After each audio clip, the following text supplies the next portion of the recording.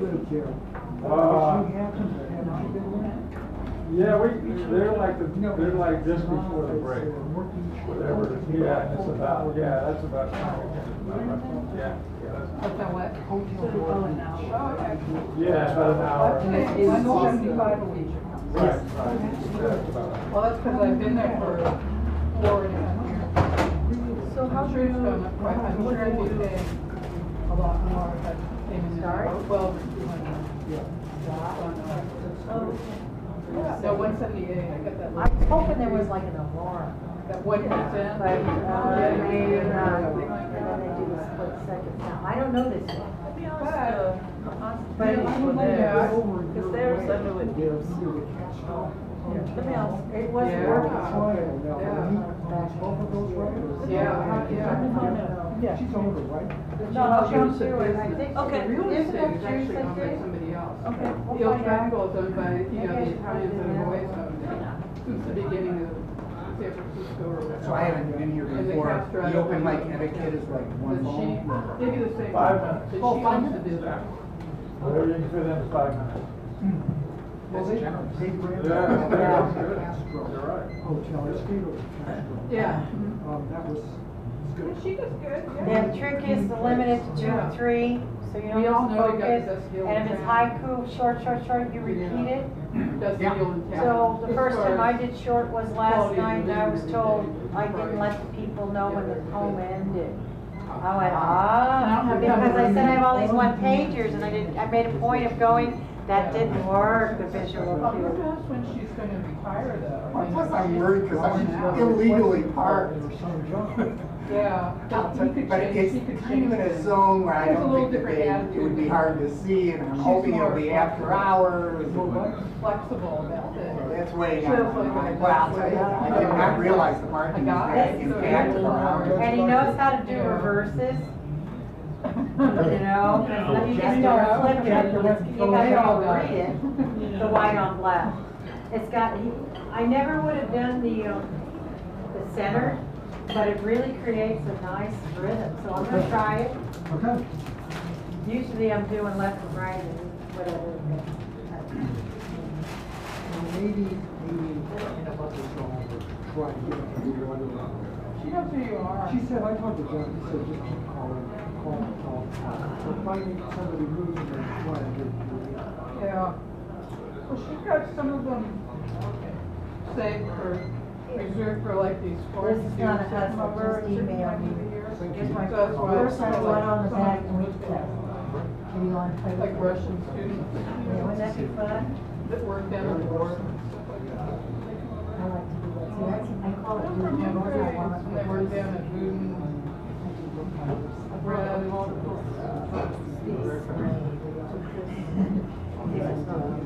Yeah. Either my phone or somebody's phone. Yeah, I don't think it's gonna show up.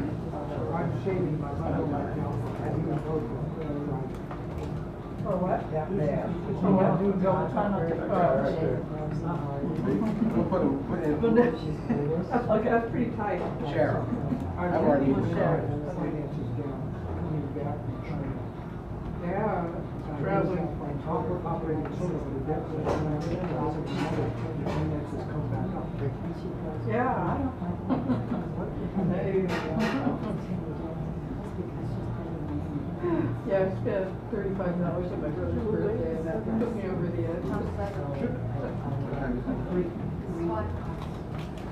Whatever feels, you're the boss here, whatever feels right. 3 or 4 more minutes.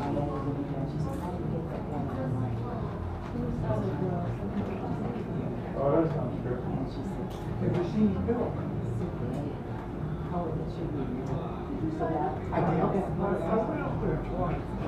I saw the #1 slot was open. Right in there. This is your first time, right? First time I've been here, So yeah. this is, Well, I'm actually featuring here in April, so I figured I'd check out the, before I get my big fun, I'll be a member of the FSA. Everything you ever see. Which is why I was not prepared for the impact. Be aware. Know where the gems are. Ooh, wow. She's exceptional. Yeah, oh, yeah. Anybody. Yeah, I just opened up some old files today, like 4 years old. Yes. Have you seen? How's he doing? Okay. Give him about a week or two back. I haven't seen much of that. Is it separate or something? Oh, here it is, the Glenn Maxwell one. I changed it. His lead-in was the title, and it'll probably limit it. Everybody says- There's the rhythm. Oh, sick. That's his period.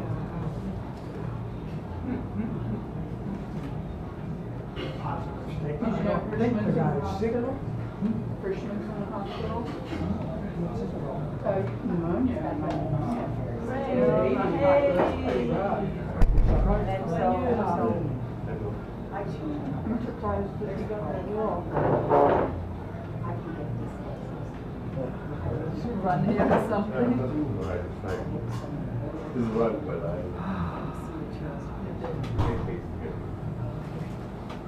Sign up? Sign up? Okay. I have the stop ID number for the rest of them, so I can call them. This back. one? Then find out when You guys have been kind of the right tag here. team emceeing. We have been.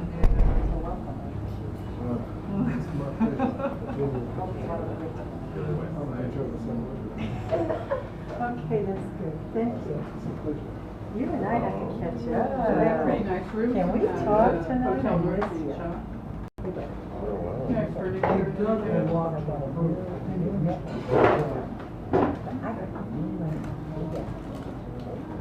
I think it's typical. They have a lot of tourists coming in. Yeah. Okay. I was debating about what the, That's fairly characteristic of that color. A lot of in and out. Yeah. Spring is on. That's just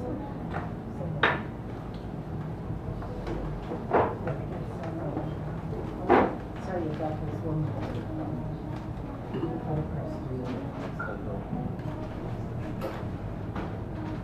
Jack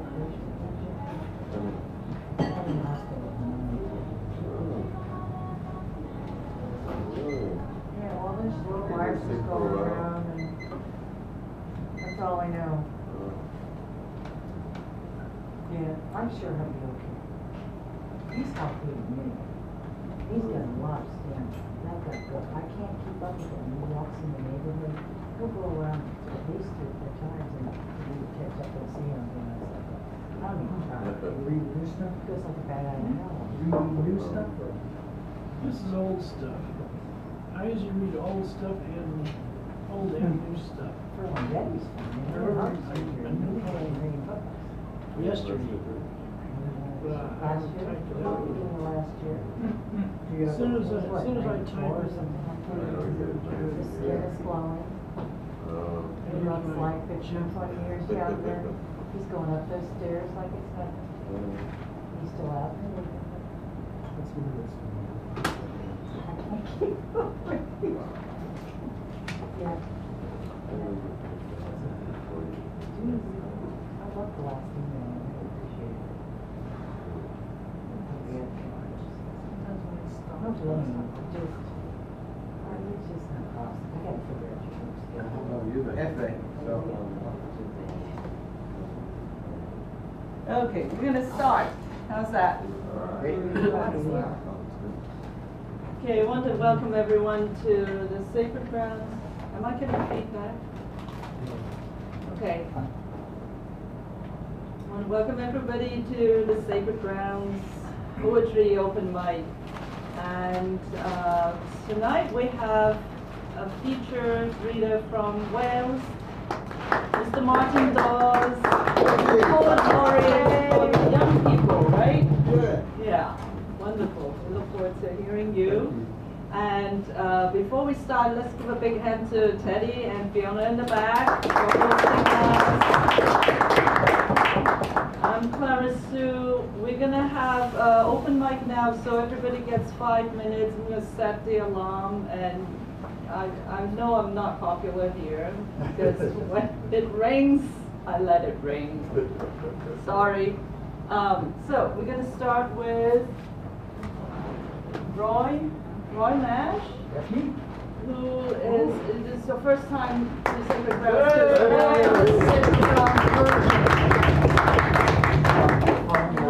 Come on up. I didn't realize open mics beginning. Usually I stew for 45 minutes. I'm actually going to be featuring here in April, so I figured I'd check it out first. Sure. Right, this is a practice for my feature. I guess I'll just read 2 poems in order not to endanger the alarm. So the first one I'll read is called Glasses. These particular glasses. All day they've ridden me along the trails of the city, down one gully and up another, digging their heels into the sides of my nose, patting my plodding head and whispering encouragement into my ears. Now, dismounted onto the nightstand, folded back into their old lotus position, they've let the moonlight pass through them. It's 2 pools of silver, while I graze nearby, unsaddled in the fuzzy tumbleweed. They know I will not wander far. So that was Glasses, and I'm going between the 2. I think I'll do Love of Slapstick. Love of Slapstick. Come, spritz of seltzer in the face, implacable banana peel. Come, brickbats, pratfalls, amazing gracelessness, the yowl of the schlemiel. Away with wit, you clever flights of phrase. It takes a PhD to explicate. One good food fight's worth 50 Oscar Wildes to me. A can of paint on Keaton's head, another on his foot. What bliss! God bless the doofuses who spread the net he manages to miss. Come, whoopee cushions, slamming doors. Come, bops and jabs and spit takes sprayed on brides by grooms with falling drawers. Oh, heaven of the 7th grade. No sadism this, no black desire, just Larry Moe and Curly's woes. The 1,000 gouges that conspire to make the milk come out my nose. Come, oh pie-faced end, my feet glued to the floor, my tie caught in the gears, the audience in stitches, who can't help but laugh themselves to tears. Thank you.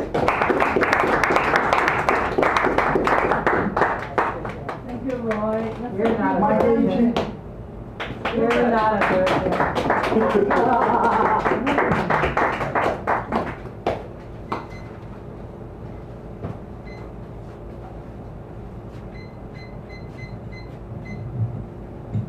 This is a combination piece by me and by my mentor David Meltzer, the great, I consider the world's greatest living poet. My mother's and father's progeny, 3 daughters, 1 son, was raised in a female space, round orb of womb. That's for David Meltzer's When I Was a Poet. Okay, this is my reaction to that. Female influence. I was raised in a female-dominated household. Grandmother, mother, her daughter, 1 older and 2 younger sisters. Okay, and here's Meltzer. Closures and openings.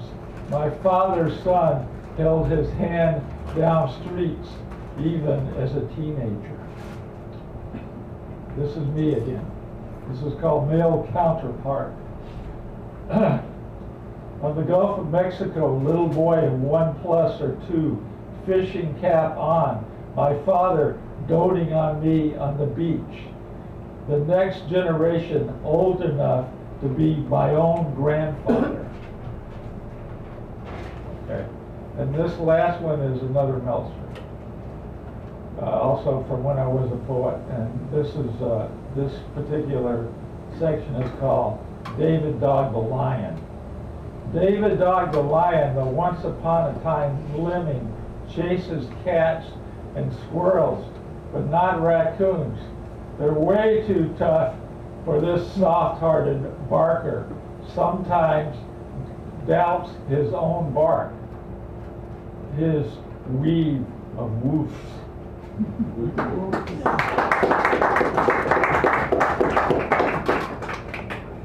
And here's a very old poem from when I was a master's degree student at New College of California only about 10 years ago, but it's 10 years old.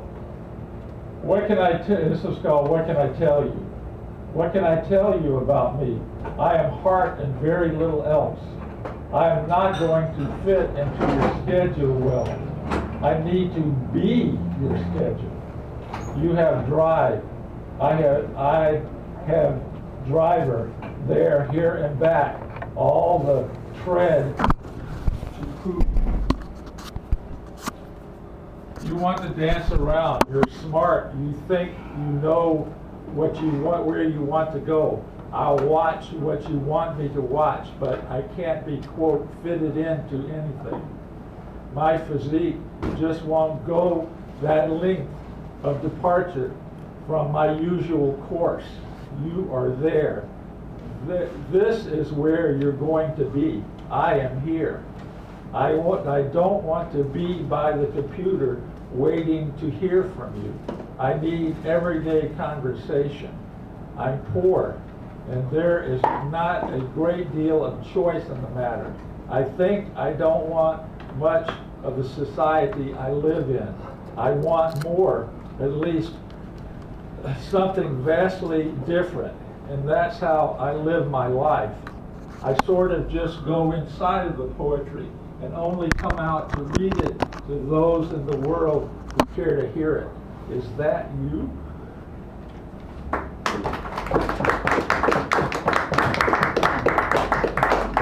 Thank you, Buford. Let's have Owen Dunko.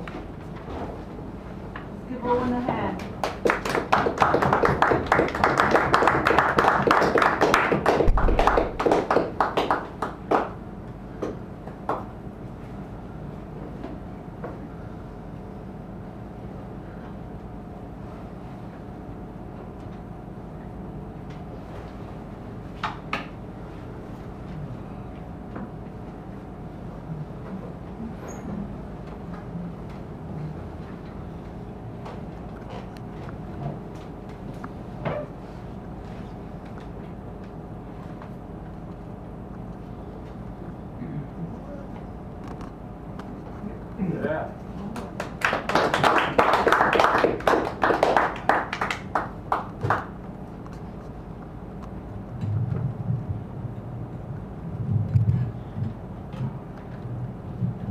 everybody hear me?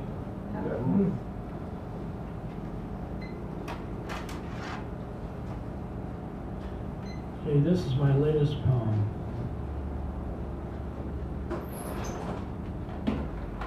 O little queen of the day, a solemn music becomes the master of the hour. None of it matters. Play is serious, more serious than any work should have been. Lines written, lines drawn in melancholy. The sun sets during the hour. It scours the skies for a Provence of promise. 5 lines. I kiss like goodbye to the tides, longing for other spaces. The loneliness within me goes out to the sea.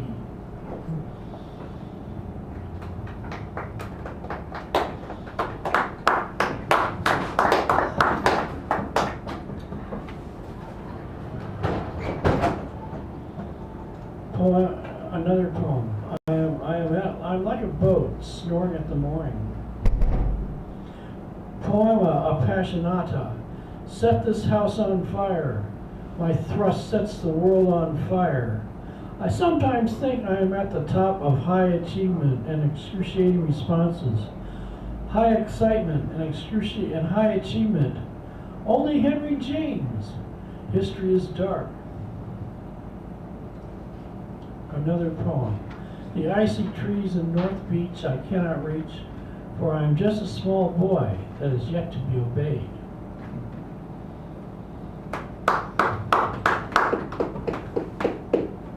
Another poem at Starbucks.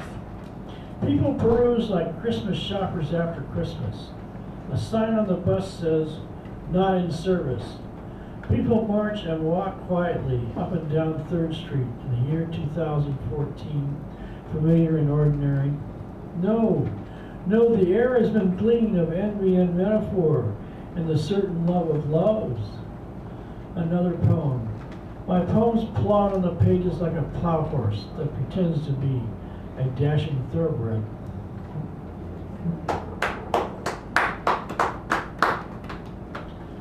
On the eve of a reading, there are people over there, as I lose my mind to a pronoun. At the beach, the sun sets as though a child had drawn it. Rays like a crayon glimmer to the sand. The waves squiggle and giggle, undulate underneath the passive surfer. On day top of days and dazes, the sun sings a song to the soft wet sand. I'm almost afraid to run to the water and get wet up to my ankles.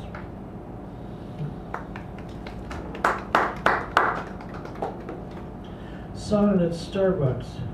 The day presses onward. My lips concentrate on the blaring trombones and conga drums that remind me of far-off ecstasy and dances. Yes, the pulse of dancers that move and sway, that carry on with the day's tedium and romance. Goals and visions, the mad pulse that cannot cease if the sky had stopped being blue and gray, if sirens stopped blaring and making the noise to end all noises, the noise that penetrates all pressure and silence. The streets are a serene jungle that jangles all the jingles and jangles. That jangles the jungle. A way. Atop the world, the debris is a rubble of cinders and the adjustments of it all. You are reborn 1,000 times. Ball and chain, struggle with night and stubble to show for it all. Rub and make, double or nothing. That's the way it is.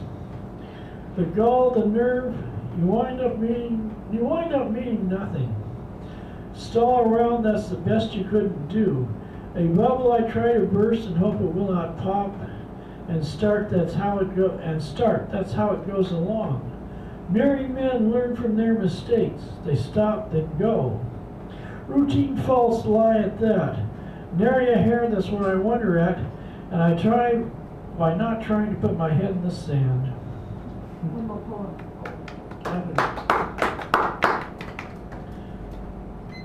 People at the Trieste. There is a world of poems, nouns, verbs, metaphors, phrases that they do not know or like. empty. There's an emptiness when you have an emptiness of darkness. Feelings that could have been, not clever sleight of, it could have been, not clever sleight of hand phrases. Loneliness is not the insincerity of a sleight of hand metaphor. My elusive metaphor has been taken away from me. Thank you.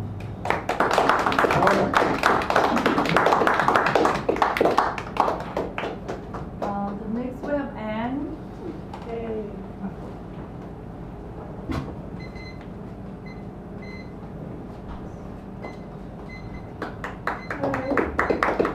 I haven't been here in a while. I started reading this book on first wave punk in San Francisco, and then I got some kind of horrendous virus, and then I got a sinus infection, and so I haven't been out here for a while.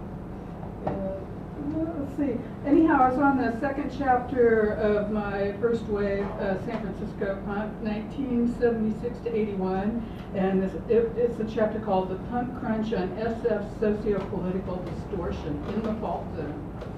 And let's see, it's kind of on the beginning, how it got started with Ginsberg and Ferlinghetti donating $100 each to Vail, who started Search and Destroy. Let's see, here we are. Oh, I was going to focus, and I was going to be starting to do interviews on the girls, capital G, who wanted to kick out the jams, and they were finding their outlet in punk. The magazine was going to penetrate the new thrust. Back in San Francisco, I'd come down from Seattle, I interviewed vocalist Alice Douchebag in town for the weekend with one of Los Angeles' top bands, The Bags. Their bass player, Patricia Trashbag, with her Elvira hair and black lace gowns, was one of the first to pioneer what would become the goth look. The night we met, Alice, a gorgeous, angsty Hispanic from East LA, was beautifully made up, her hair spike-clad as Patricia's polar opposite in an immaculate white tux. A drunken 15-year-old fan with Alice in his sights had followed us to the Kearny Street steps from the Navajo, where we did the interview. He was in a fever over her and hung on a street lamp, staring with huge puppy dog eyes, only giving up on the chase when he was hit with a long session of the heaves. When we finished the interview, we headed back to the Mabahai for her set. Alice was excited about the band's anthem, "We Will Bury You," its title taken from a famous anti-American speech by the Soviet Premier Nikita Khrushchev. "People are so hooked on things," she said, "they can't accept change. It's all disposable, all their truths." It was a spring and the windows were wide open, the yellow dime store lace blowing in and out. Several mornings a week, we'd trip over a drunken Dick Miller passed out in the building's doorway. A member of the Beat Generation, he just finished Bohemia, the protoculture then and now. Just still available at City Lights, I think. Taught at SFAI and stayed with an otherworldly young art student named Tara in the apartment downstairs from Search and Destroy headquarters. 50-ish, and Bukowski asked he'd stir from his blackout on the steps long enough to make lecherous comments to any women who had to step over him. Kirk became fascinated with Dick after he stated in a lucid moment, "When I go, they'll have to scrape the snot off the walls," and saw him as a possible talisman that drew the strange energy to 2436 Jones, which is where Search and Destroy was being put together. Japanese tourists who were looking for Search and Destroy's corporate HQ couldn't assimilate that the small flat pointed out to them was indeed it, and kept protesting again and again, "No, Search and Destroy office, Search and Destroy office." The apartment was in a sagging pre-earthquake Victorian. Its kitchen painted with whorehouse red enamel and wallpapered to the ceiling in wraparound punk posters. Scotch tape loomed everywhere. It was a scene of many crazed after-hours parties, heavy on beer, loud music, and talk, talk, talk. One memorable bash, inebriated guests lining the hall, unwittingly much kitty chow, pressing the scrumptious treat on all who walked the gauntlet. The corner building was surrounded with a 3-foot wide moat of beer cans thrown from the roof before the police finally shut down our delirious abandon at 5 a.m. Besides the wild card mix of residents, various artists and musicians came and went. Among them were writer John Savage, who flew in from London to see if anything really was happening way out west, Damon, Edge, and Helios Creative Chrome, who dropped by for morning cappuccinos, and the Bee People from LA, who kept us awake all night. Other visitors included X, Devo, Kara Ubu, Robin Griswold, The Avengers, The Mutants, UXA, The Dills, The Zeros, Romeo Boyd, Steve Jones of the Sex Pistols, Rocky Erickson, Frank Discussion, Jay Kinney, Paul Mavridis, Spain, Mark Pauline, Bruce Conner, and Jello Biafra, who slept on the sofa for a couple of months. The weather in June, do I still have time? Yes. Not much. Okay. 20 seconds. The weather in June was mild and balmy, great for a photo shoot, so Ivy and I got together for an expedition to the city dump with Ruby and the Mutants. Took a small caravan to get all 11 of us there, along with a few props.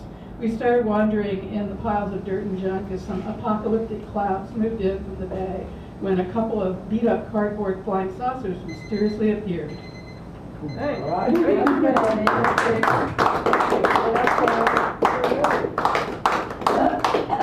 Bill. Okay. Frank Discussion. Yeah. That's funny. He's from a band from Phoenix. Okay. He's a surrealist. Okay. Yeah. They had a way with names back then. Yeah. Full birth service.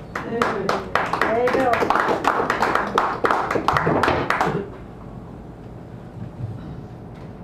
So I want to do a couple poems on words.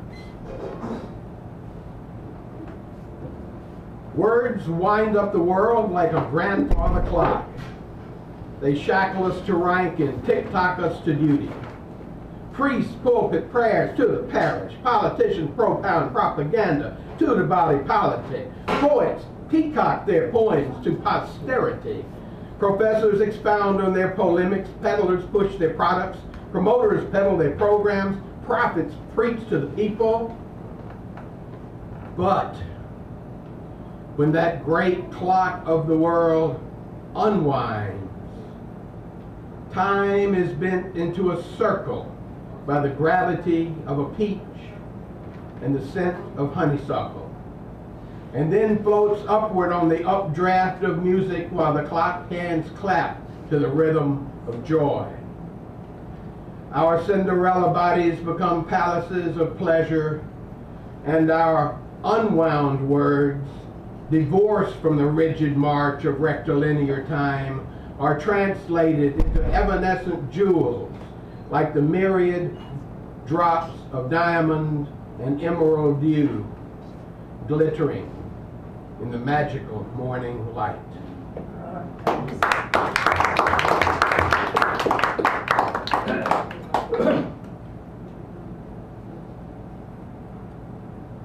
Our house is built of words. The foundation is solid granite, hewn from the indigenous stone of the first natal cry. That primal scream that proclaims, I am, now, here, me. The floor is planked with the clear hardwood words milled from the straight trunk of our green sap stretch up toward the heavens.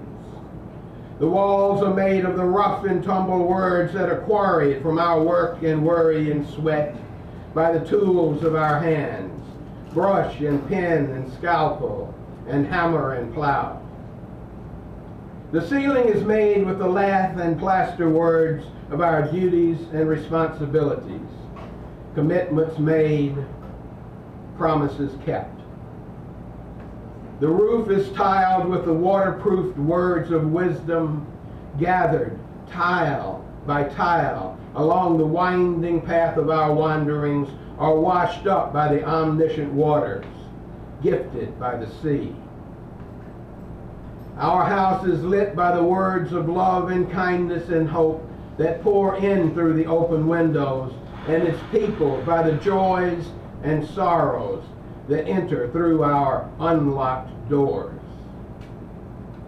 And like the sharpened shovel in the backyard shed, our grave digger words wait patiently to join the great wheel of requiem that slowly revolves on the axle of time.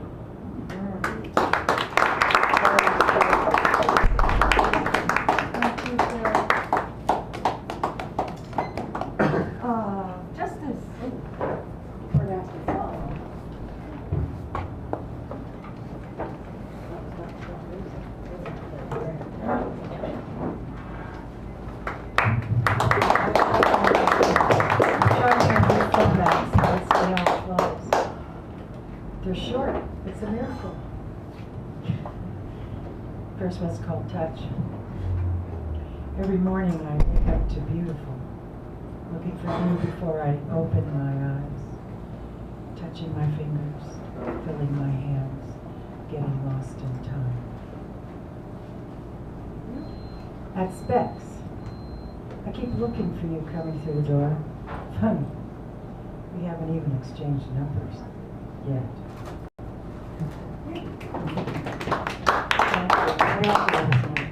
Raven's lesson. In the forest, Raven taught me how to dream. And I did. Took our souls to special places. Kindness, tenderness, love.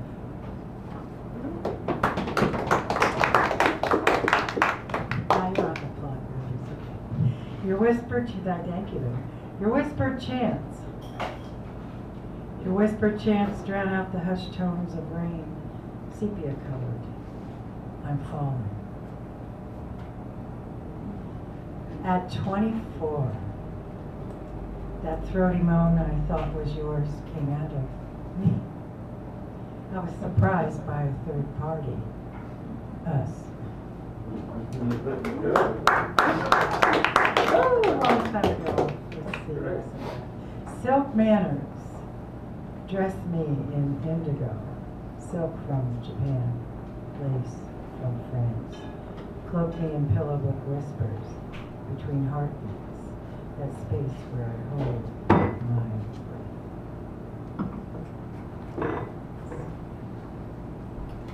El Diablo Duende, that's the devil duende. It's the music, the guitars that snatch you and give you a deja vu and you swear you've had 5 previous lives. It's also a longing for a lover that will never return or a missing child that will never come home. That's El Duende. On your knees with your guitar, your love song tricked my heart into opening. And feelings that might have been, I ripened under your touch. It was El Duende, not deja vu. True story. Last one, I turned a writing lesson from Glenn Maxwell into a poem. The title, all about her feelings, was Jean-Luc at the campsite by the lake when she was 15 in a thunderstorm. She gets a few lines in and thinks she's not getting it right. It wasn't like that. He wasn't like that. It didn't feel like that. She gives up because she's failing, then escapes to the mall. She'll never be a writer.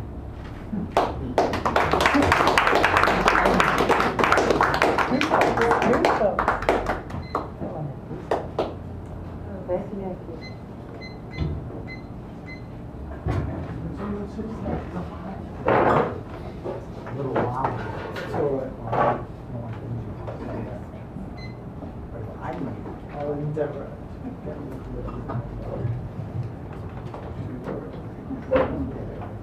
Yeah, I have 2 pieces.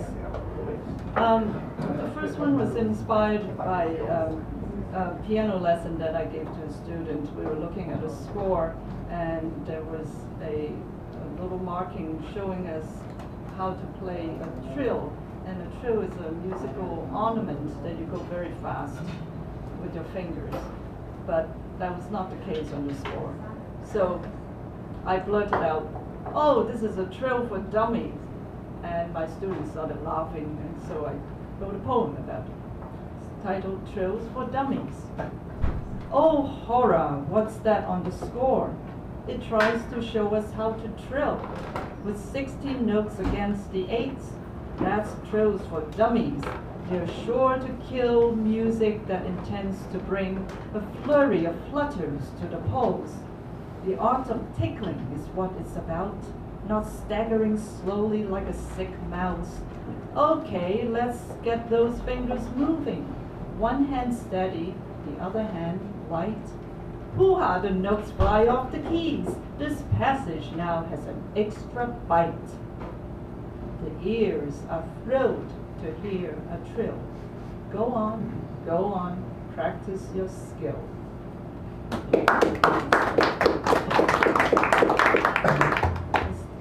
one is titled Californic. Every morning I'm asked, what color? A rose is paled after many washes, broken down rose. A clover for the cruel Arpatash, renew this head. Sudden longing runs down the corner of the mouth, a cocoa droplet. Mauve lines move, mauve, meander, sometimes into circles, sometimes into dots, sometimes it is all in the ebony night, other times it is nothing, naked in the light. Blue pearls hidden in the innermost sanctum. The answer? Not yet.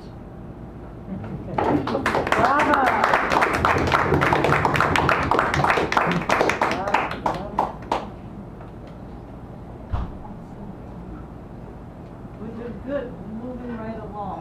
We're gonna have Edwin.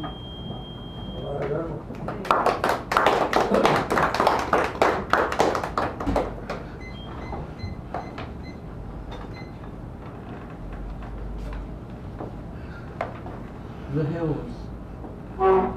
They're like wrinkled Hollywood blondes, those distant Californian hills, curved, svelte, furred in wild oats. If you try to get close, sweating every step of the way, getting to the top, as they did, you discover how coarse the grass is going to sleep. Don't look away. Hard baked by all that sun, talked with fertilizers, ignored by the lines of barbed wire creeping across the alpenglow of their exposed western backsides. They're still wild, and unasked, each year spring back.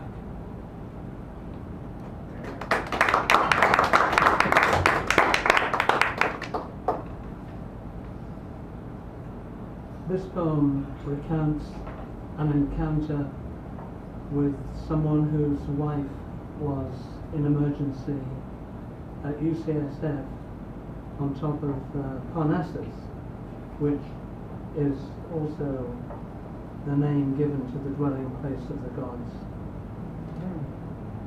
It's called Hide and Seek because I was playing hide and seek with my daughters.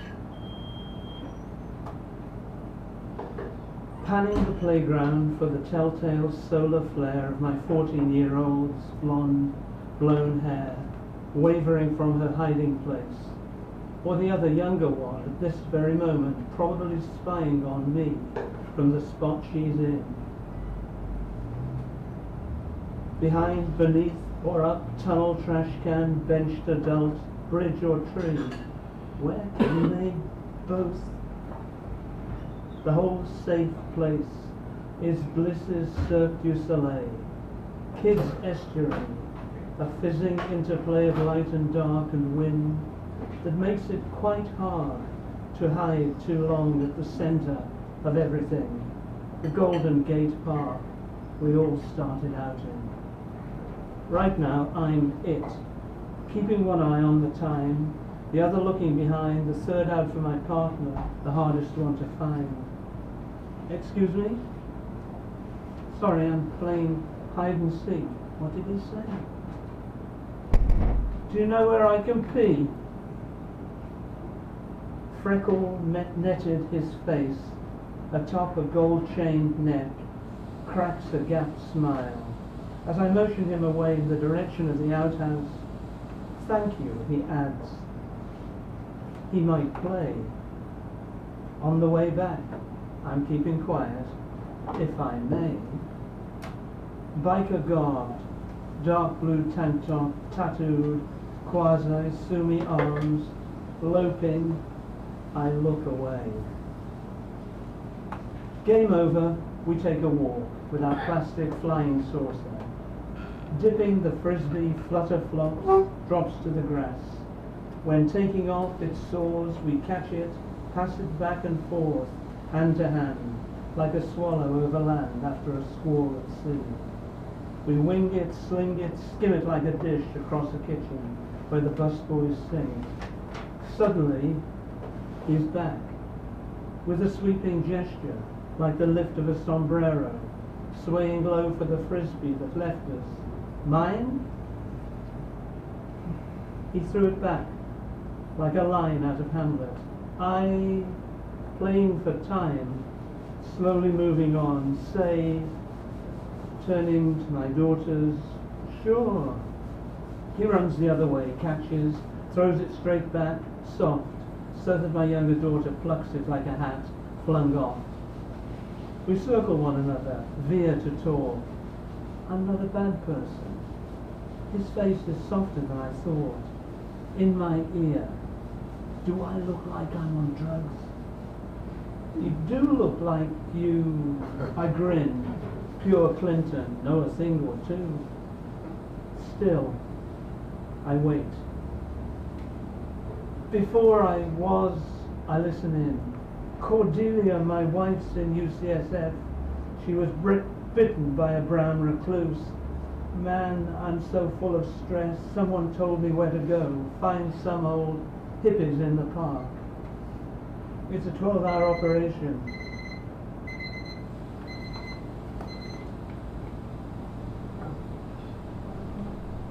Couple more. It's a 12-hour operation. We waited too long. Her wrist, he swallows. Down to the bone. It's shaking hands. Edwin. Kerry. This is Fiume. Fiume? You have a good ear. And R.A. And Milan. Not bad. So your family? He questioned, gestures. These are my daughters. And your friends? Partners, we chorus. A sort of smile hovers. Glancing, taking something in, he understands. You're all equals. Asked if he has children, he starts choking up. My boy, gulps, says something, bites his full red lip. About his dog? We play a game without our chains, become deer leaping clowns, and he reveals himself a temporary prince, bowing low to the ground like a partner in a dance. Happy, relaxed, he'd do well on a rock face. His nimble turn of foot, the grace of movement, I'm thinking matador, some moment that he may have faced before, when he mentions he's getting on his feet, back there, starting to train for a new career, which an engineer driving pilings in Clear Lake, where we live. I'm silent, thinking, glimpsing his first one sinking down through the dark, breathing space of the cold, clear lake. Together 10 minutes, now he's going to the grass close by. Thanks, you guys, that was just what I needed. Gasping for a drag, I guess, and to rest his pounding heart, he's calling out, pray for my wife, and sitting up. Tell them don't even start. What can I say? I can see the smoke going up. We are going home. Give her our love. He lies back on the grass, raises his arm. Goodbye, and closes his eyes. One day I'll drive to Clear Lake with my children, explore a little, have a meal, throw some frisbee too. Never been there, do some local history, try and find them. Give him this. We've missed you.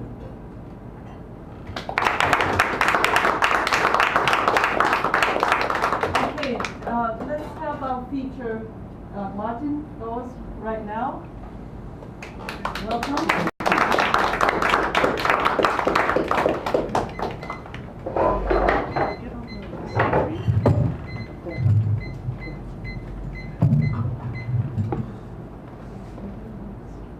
Yes, how about after the feature we can do the side, okay?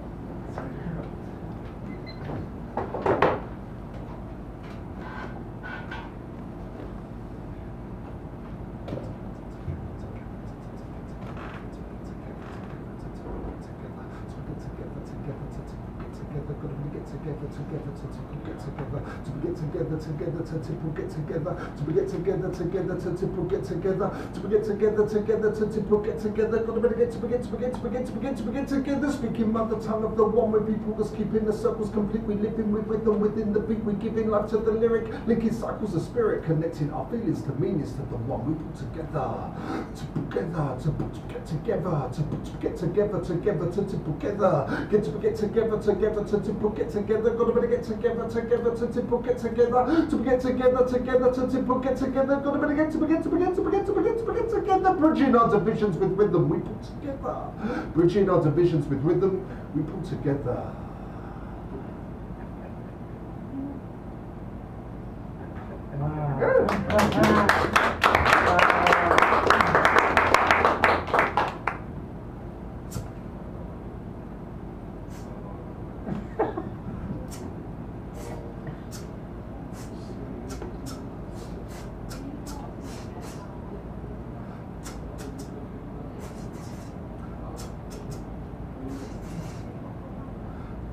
Together.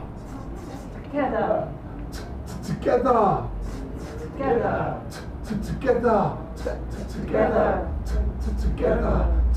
Together. Speaking mother tongue of the one with people that's keeping the circles complete. We living with them. Hang on. Okay, San Francisco, we can do better than that. Here we go. Yeah.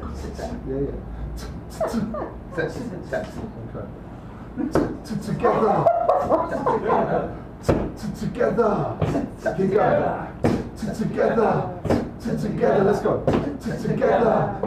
Together, speaking mother tongue of the one with people that's keeping the circles completely living with them within the beat. We giving life to the lyric, linking cycles of spirit, connecting our feelings to meanings to the one we put together. To get together, together, to get together, gotta get together, together, to get together, to get together,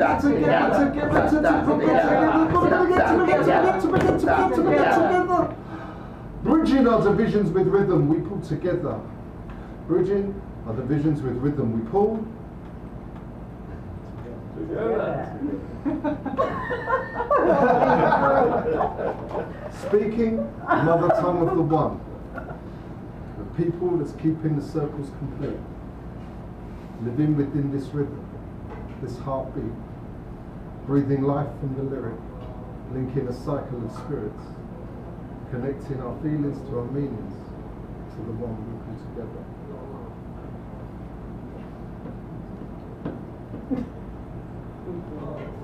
I come from the soft,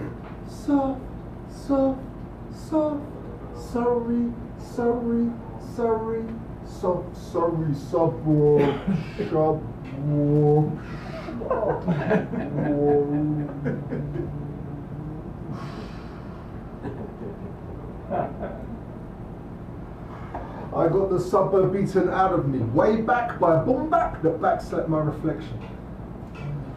I got the suburb beaten out of me, way back by a boom bap that backslapped my reflection. Death cracked my mirror to 7 pieces of pretension for 7 years service and devotion to your flow. Left me picked and broken, sneakered feet twitching to the beat like I was funky. Dope stoned on an import, trying to breed a hybrid, sitting on the train tracks, trying to get over myself. I heard the night train rocking my rockabye suburbs turn. Jumped on into the indigo, kicking caboodle, tunneling under the hum and bubblegum. Butterfly scraping fake tan face cake to the pavement, grey skinned mannequins, infinite mirror glass, nicotine meaningless, mindlessness, manufacturing torpor, with pink mirror misted, gossamer gilded wings to sing scratch me and I bleed, bear lust for fresh new trainers. Shrink wrapped luridly, pocket sized placebos, Union Jack stamped with 1966 and all that, mate. Mate, if I'd known you had a heart, I would have broken mine upon you. If I'd known you had a heart, I would have broken mine upon you. But I could not feel your pulse beneath that plastic skin you wear. in the soft, soft, soft, soft, sorry, sorry, sorry, soft, sorry, soft, warm, shop, warm, shop, warm.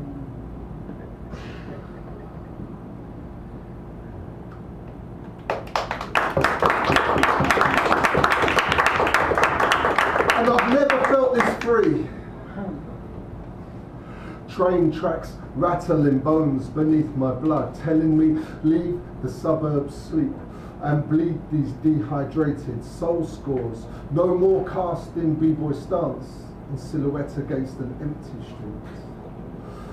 Take the train tracks repetition in its rhythm. There's a repetition force for leaving gilded suburbs, sweetly bleeding, dehydrated soul through shirt buttonhole, seeping light. Light onto the city shadow, upstream where the river's shallow, sings a thin refrain, the night train syncopating, my heartbeat driven out of a sleeping rhythm, hurtling through hedges on garage roofs, over apron parking, happy slapping mullet heads conform into type, and bullet-headed bully boys conform into type, and Barbie girl baby dolls conform into type, and I'm like scratch you and you bleed the frozen genes of Thatcher's chosen slaves. This lager, cocaine, cocktail, sedative sleeps, confused your brain, sorry. You're self-indentured, shopping malassistants, floating through, make do with plastic pleasures in your castles built on sand. In the soft, soft, soft, soft, sorry, sorry, sorry, soft, sorry, soft, shop.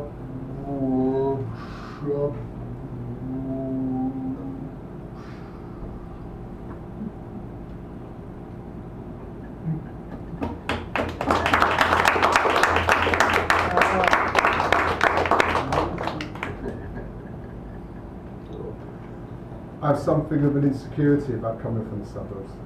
I just wanted you to know that. To the southwest of London, my boy. Especially Surrey. Sorry. How you doing, Sacred Grounds? You've shamed us totally. Bravo. I'd like to read a story about when I lived in a high-rise flat. It's called Jump. At that time, I lived in a 12th floor ex-Macdos with cheap rent, great views, and a bad reputation. The architecture was Cold War, and to my ex-suburban mindset, it was incredibly hip. Ghetto without the gun rules, just the way I liked it. Walking in past the seedy security guards on the ground floor and stepping into the disinfected aluminium lift was like a journey to truth for me. As we rattled upwards, the social masks and ill-fitted insecurities of the street would fall away with each floor, and I'd step out onto the rubber non-slip landing of the 12th, clean without the nonsense. I mean, there was nobody there to nonsense to, except pigeons. And myself, of course. 3 minutes later, the front door on the flat next to mine slams hard shut, and I hear a woman's muffled sobs.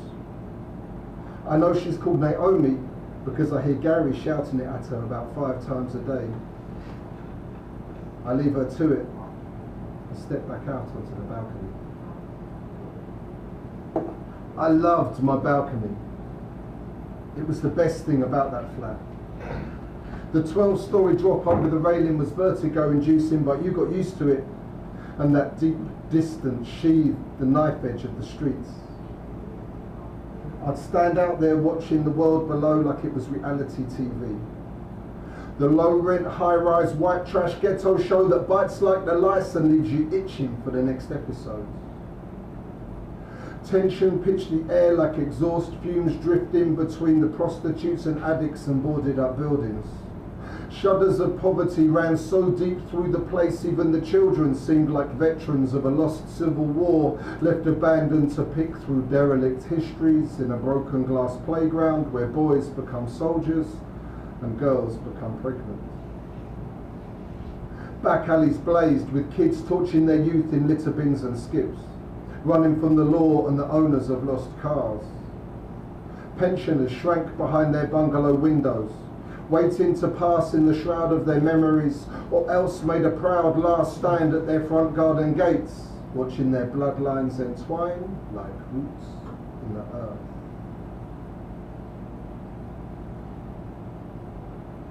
Gary's keys clink in the lock and the door swings open and slams hard shut. Its thud fades into his heavy footsteps shaking the concrete slab beneath us. His voice heaves gale-forced, lifting magazines, overturning the coffee table. Windows blow open, curtains waving in distress as Gary's pent-up rage licks the ceiling with flame. Naomi backs up against the balcony door as he slaps her hard across the face and her scream knocks a hole in the plasterboard wall between us, but I don't look through the opening. I'm on the balcony, my eyes down, hearing Gary's heavy breath scratching at the wall and his clenched fist punching holes in Naomi's gut, knocking more gaps into the wall between us, and I look through quick at the scraps of their bodies writhing in conflict. I want to help Naomi, but I'm scared of Gary. Naomi screams again and the windows crack, and I know I must do something, but I make a coward's decision. I'll call the security. I run in the flat, get my phone and run back out to the balcony, but the security downstairs don't answer. It's just Naomi and Gary and me and the thin wall breaking and her scream shattering the glass in my windows, and their balcony door bursts open next to mine and Naomi flies out followed by Gary. Her highlights tangle over her thin young face and she's telling Gary to stop, but he's grabbed her and he's pushing her back against the balcony rail, his bleeding face twisting, and Naomi's fighting to get free of him, thrashing her arms and kicking at her legs, cashing her arms, thrashing her arms and kicking at his legs, but she can't break his grip. And he's close up against her with his arms round her waist, lifting her up and turning her over to face the drop, and I can see her eyes wide with terror, and he lifts her higher, almost over the rail, and her mouth opens, a black hole about to implode, sucking me in, and I run to her to help her, and run to her to save her, and I jump from my balcony across the chasm between us, and she screams again, but this time in horror, as I grab at the rail of her balcony and miss it, and my stomach feels weightless, but really I'm heavy, heavy, heavy.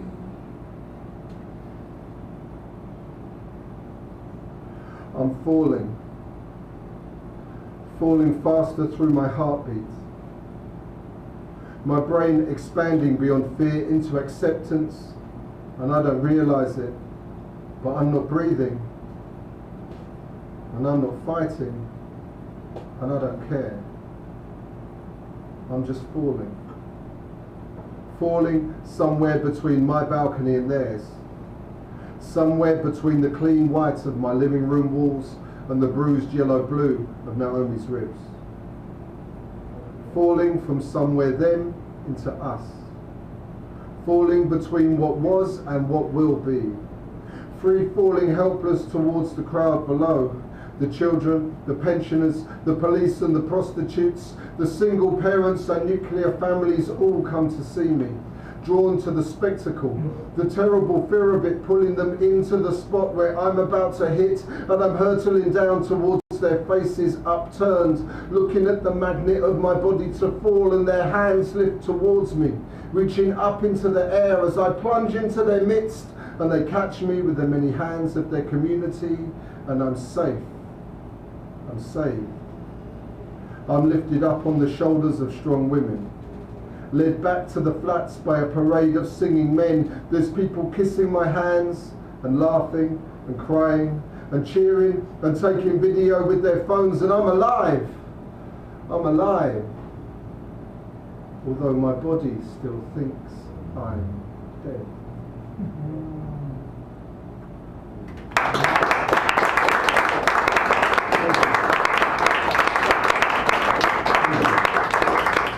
Thank you. It's a great honour to be here, and a huge pleasure.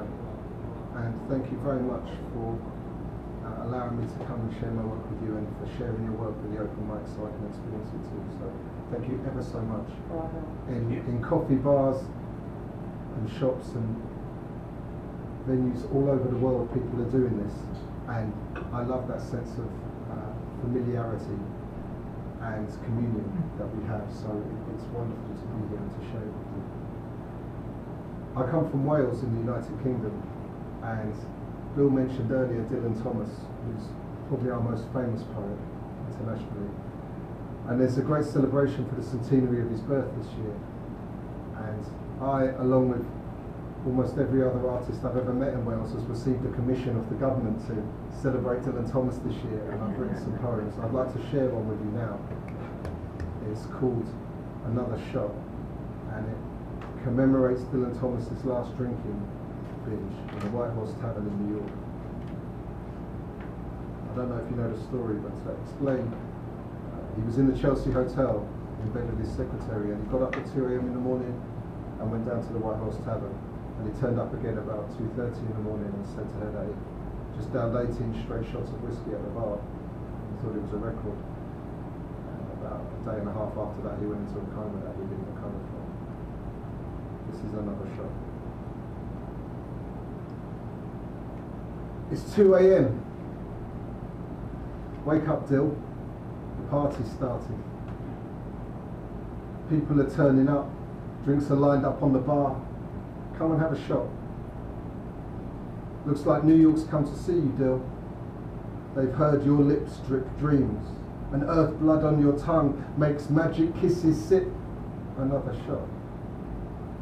They're calling for a speech now, Dill.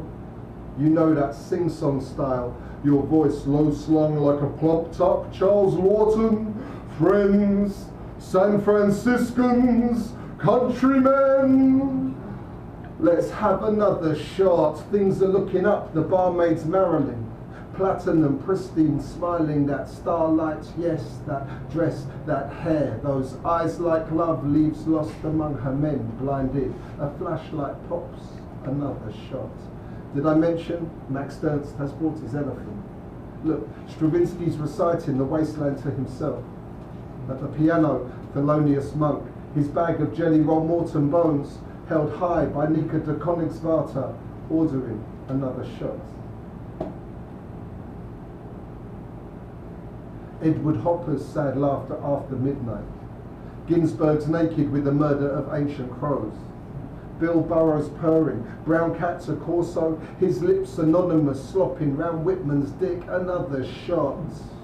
I saw the best minds of my generation. Angst entangled, digging syringes in your books, they inject their eyes with earth of you. Huddled round one drink they stand, shoulder to shoulder, calling saints upon your name, another shot. At the bar, young Congressman Kennedy. Marilyn loving him, burning supernova bright. She lies back, eyes wide, open akimbo. Georgia O'Keeffe tending her gentle, petaled flesh. Another shot. 10 down, boy, here comes the garrulous. 10 down, boy, here comes the prodigal. Oedipal trouble man, demon dogs of God in tow. He's garrulous, barreling, bastard word drunk to the bar. Howling to the ceiling in a funk of fallen angels. Reel into duets with Monk, a strange angled refrain, another shot. Don't look now, to whispered in the corner. A gunmetal tie-clip relic of the war. The witch hunt master, drinking cold sober, held himself hostage at heart point, fear of you, another shot. He's watching young Kennedy flirting. Marilyn's got that childlike service, a man look. You're past, her bow tie flounce, it's all offensive. Eyes front, knees jerk, lift hand, lift to order, another shot. Your secretary's pencil sharpened, skirt lifting. Blouse unbuttoned to your adolescent edge, another shot. Leaning in, leering, you'll suck what life you find. Her New York liquid naked lunch. Her New York liquid naked lunch bubbles up in your mouth, another shot. Fire water for the dragon in your throat, another shot. Times Square diamonds on your tongue, another shot. You've come a long way, Dill, it's further to forget. Another shot, another shot, another shot. I heard it was Kerouac who found you, retching in the toilet, blistered liver poison, knees bent, blood led, bloated with celebrity, a sea-soft albatross, shot to shit in bits.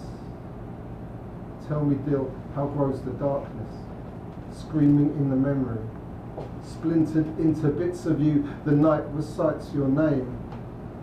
Another glass half empty, falling in slow motion, smashes on the pavement tiles. It's too late to go back. Here, among the broken glass, you've left an earth-stained epitaph for us to shoot your last shadows to sleep.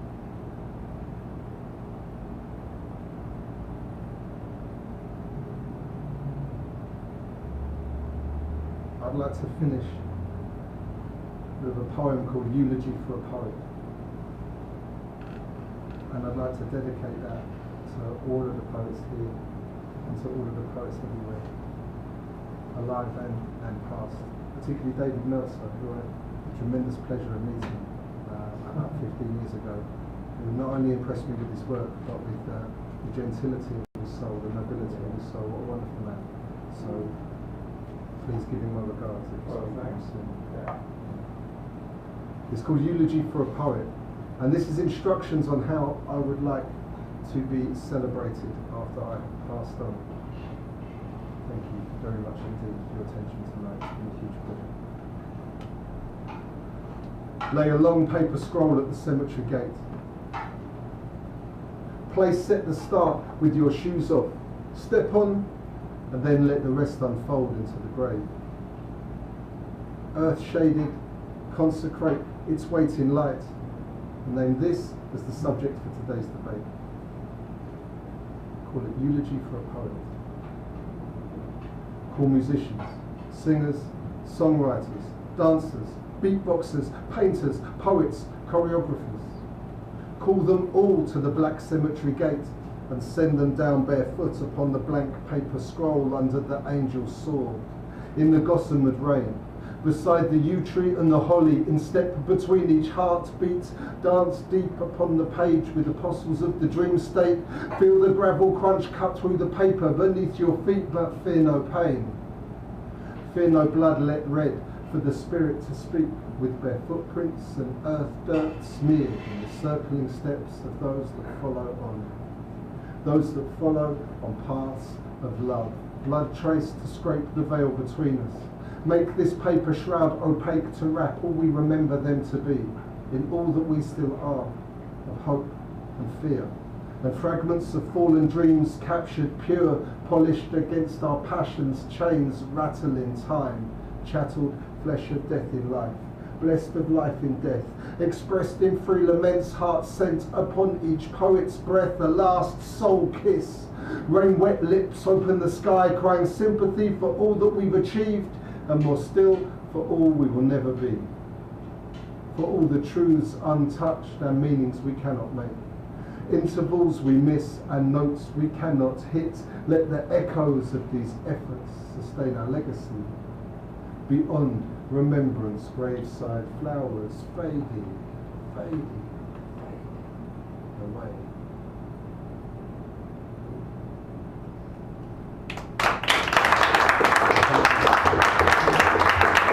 Thank you. Thank you very much indeed. Thank you.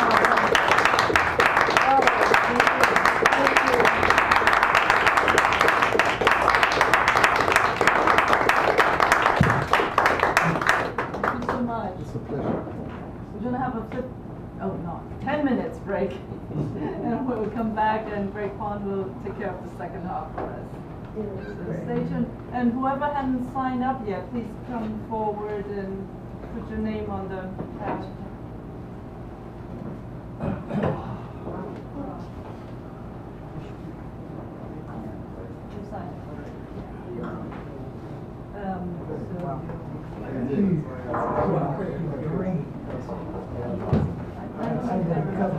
Thank you. Thank you very much.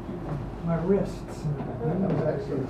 I didn't even come all this way to hear from sorry, but quite weird. Someone's got to be from there, but absolutely. Well, a bit more living in San Francisco. It seems warmer in here than usual. No, this is the end. Like that. Oh, is that It's typically it is? yeah, particularly warm outside. Everybody springs a little warm.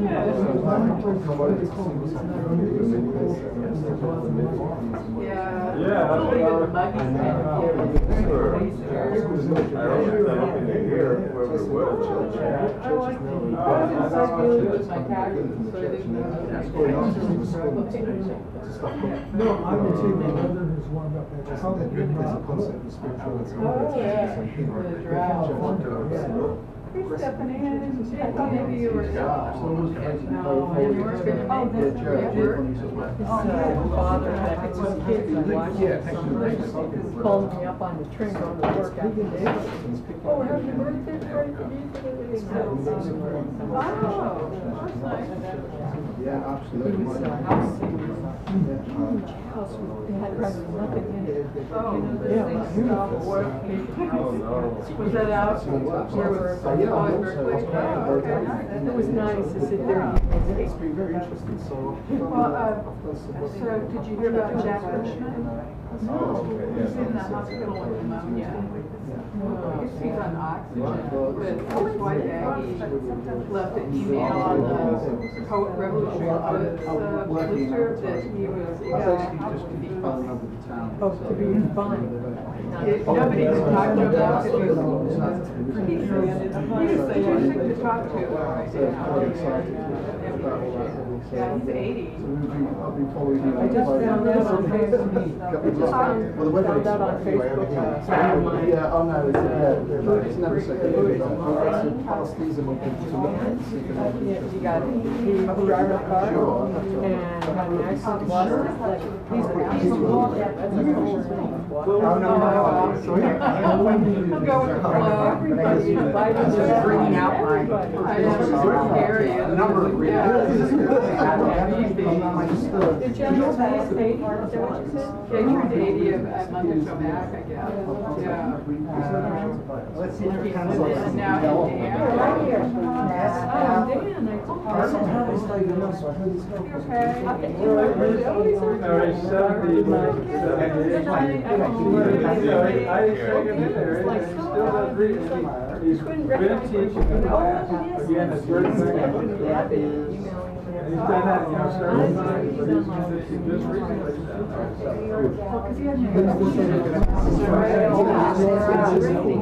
It sounds like, oh, like one of the bubbles that goes.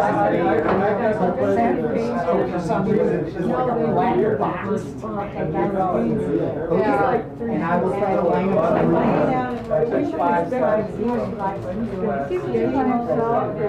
Wendy. Oh, Wendy's living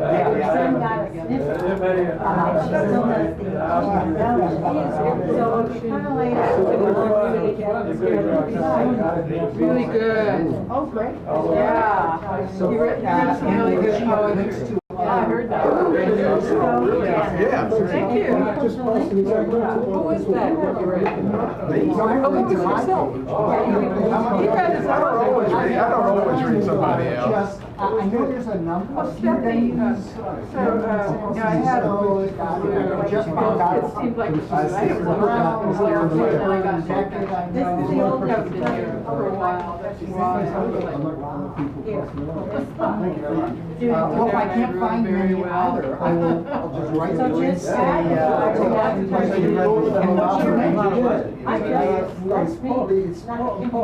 I didn't see the other. I have about this many movies. I'll give you my card. Like stacked up like that. And I just keep going through them and then I go through It's them. weird, isn't it? When I write, I don't read so much, but I just watch DVDs to kind of like bring the mental energy down. Yeah. I do that when I do my drafts. Yeah, I get them at the library. Yeah, like the library. You know, somebody was telling me that Japan House Library, British Library, you know, that library. Yeah, it's right there. It has a great Kurosawa. It has a great Kurosawa. Oh, that's great, yeah. They do have, it's a nice library. So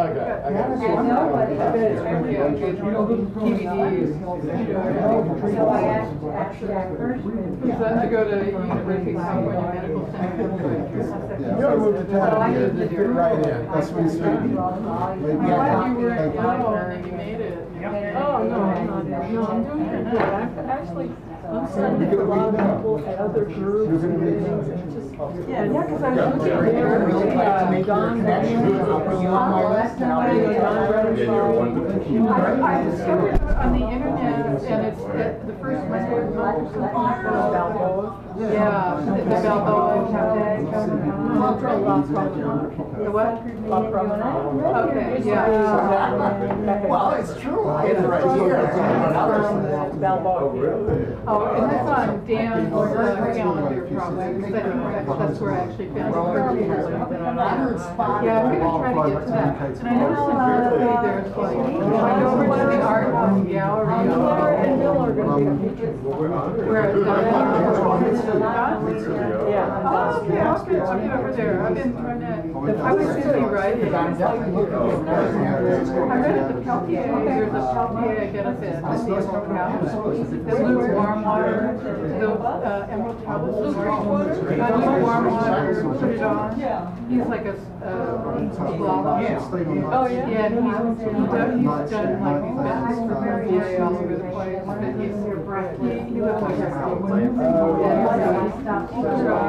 and Jack Road, and then a bunch of Native American poets, and I go through because they write about the prison. So I was busy writing for that. That's why I didn't. I mean, if almost There's Esther Clemency, you know. Yeah, they had the letters to write to Obama there, so you could pick them up and sign them. And then afterwards, he did a West, you know, he really sent out the petition you could sign on all good. So I signed up, right? And you get your 24-year-old. I love you, Stinky. What did it say? It should be what? That's 7 supporters like our big supporters. That needs to be supported, to be, I know, yeah. Then Obama might do it. Well, Bill was denied clemency or something back in the day. You know, it was like in his ballpark, and he denied it, you know. It's just really, you know, they don't, what it is, because I work on criminal cases, so I feel residency and stuff like that. Exactly. You know, what happens is these guys get you know, trying to sack somebody up or covering up with things. That they, you know, they have to line everybody up, and everybody is culpable up and down the line, so it's never, you know, it's just, that's why. It's not because they're being cruel or, you know, have a punishment for a mind. It's really just to cover their fucking asses. You mean Clinton's ass, or who are you mean? The death of the FBI agent in South Dakota that he's accused of, you know, it's like everybody from that point on up is culpable because it went right to the head of the FBI, right, who's like orchestrating what was going on there in South Dakota. And then, you know, with all these 60 people, innocent people being killed over a period of 2 years, you know, Native people. That's what, this happened all in the midst of that, after the Wounded Knee thing.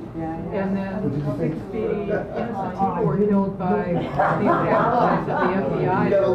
By the FBI. Thank you.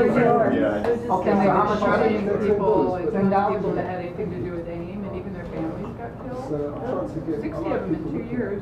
And then Peltier It's like describing the layout. jumped on for this murder. 2 FBI agents came into a ranch.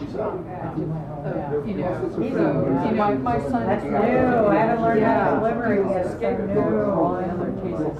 Yeah, because everybody, he went on the run, there was everybody that they caught that was around at the time that they wanted to dump it on, got cleared by a rational judge who, hilarious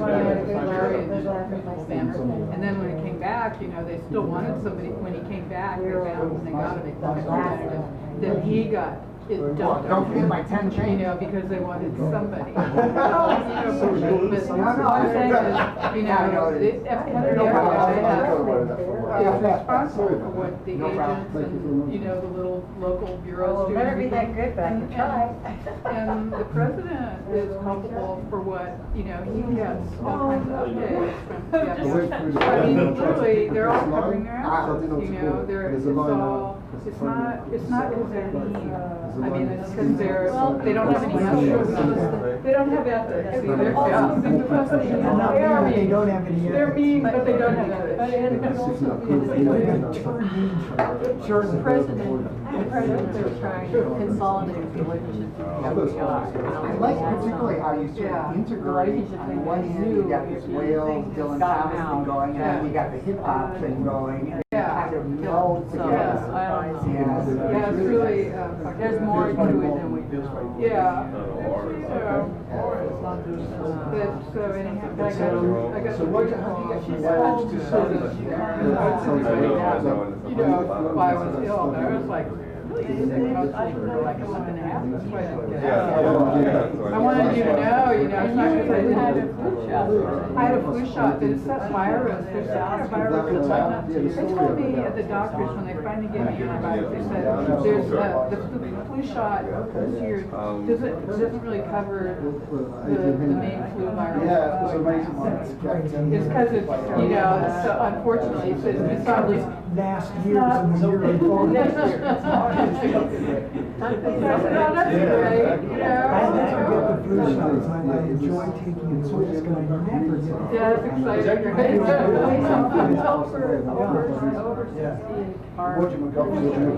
I know. No, really? They say if anybody can get it, it's like really bad. Yeah. So I think Jack got that virus, whether it's a flu or not,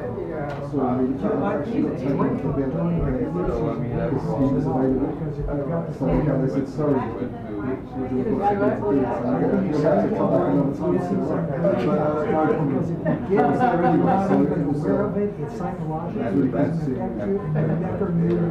There's some merit to that. There is. When I was younger, I never really got sick. I mean, when I was like back in the day, my 20s and everything, I was really already alcoholic. Eventually, they never got sick. Like alcohol in their bloodstream. And then I think the next one is all the things that you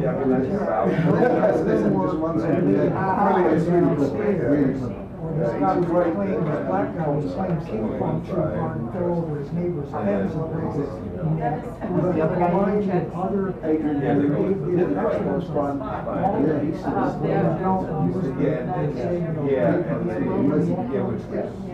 that's the most important thing about it.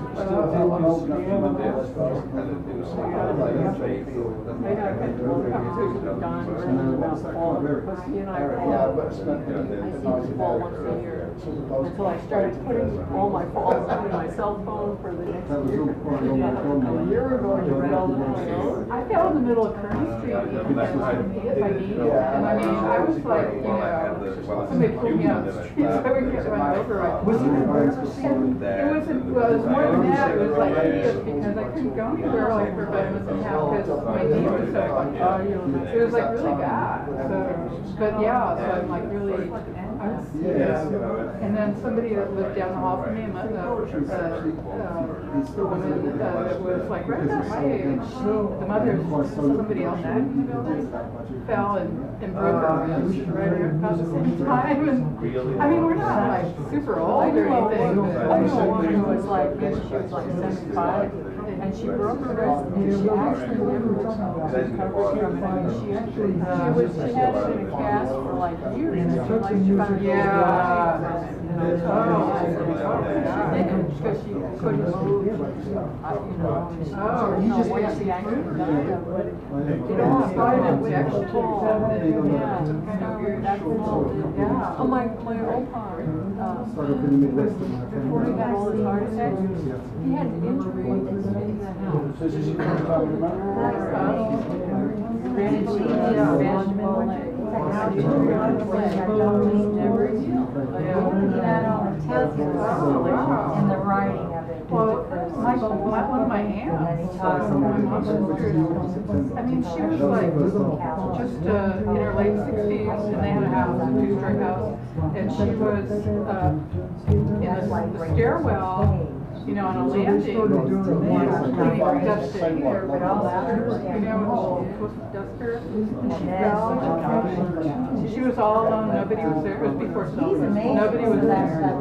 You know, I mean, everybody was out for a day. She was, you know, And he came without breaking the shop, and all that. If he's successful at You it. know, I mean. And then he's trying to give you these ongoing lessons. You know, so I mean, Pointing I out think a lot of the it same has four to do with students in vision. his class, what do you bet? Yeah, But he's got it in, you know, head, you know, My peripheral's not as looks like, you know, know, I really have to bend. Yeah. And if I'm lazy This or guy down, you know, then I try to be really careful with you know, when I was doing it before, but like, I don't wear bifocals. I was wearing bifocals, and I always think I had something to do with it, you know,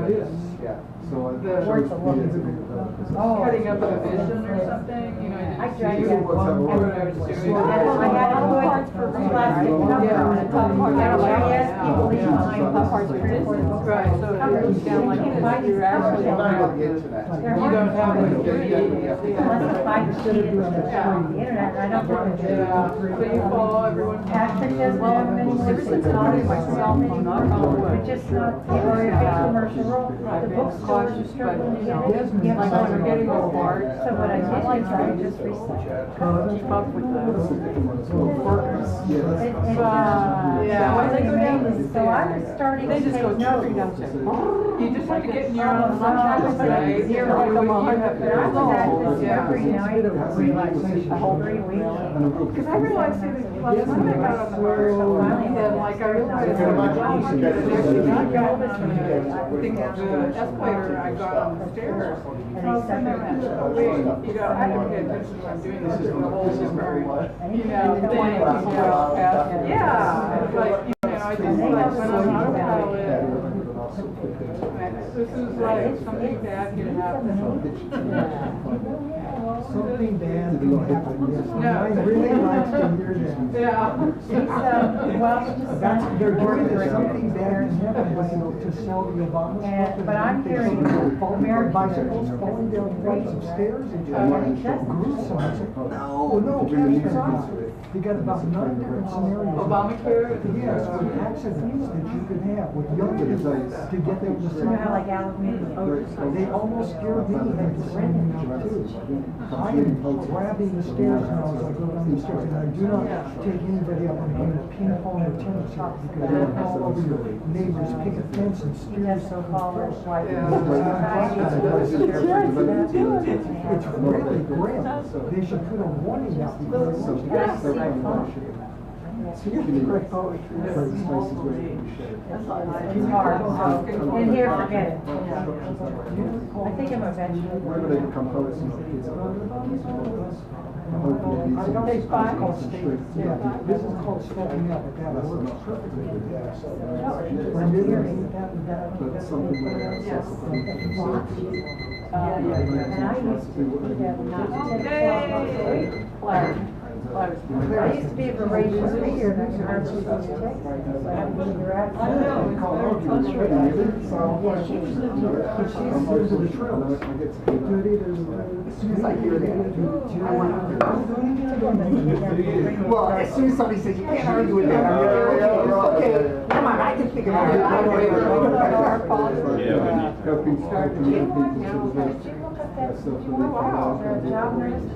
funny to see such an English expression. Deep history. Right, you can't argue. Oh, I could. We both think it's not going well. We both bring it up. You're not gonna read anything, not say, well, but no, no. I know. I'm gonna leave it at They're well funded. Your CD into my car on the way home. I really enjoyed what I heard. You know, I could do this stuff. I think it was something on the house. It was like really hard stuff. Yeah, you were here for that. I was the first one. I mentioned in April, so I thought I would check out the.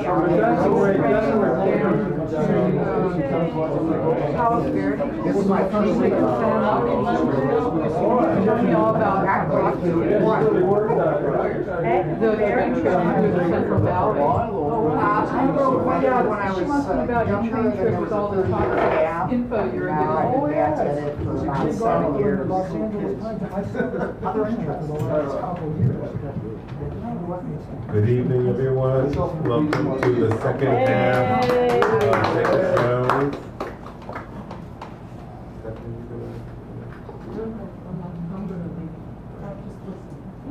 Okay, well, thank you all for staying. We have about 4 poets. And our first will be Louis Martin. Louis, thank you.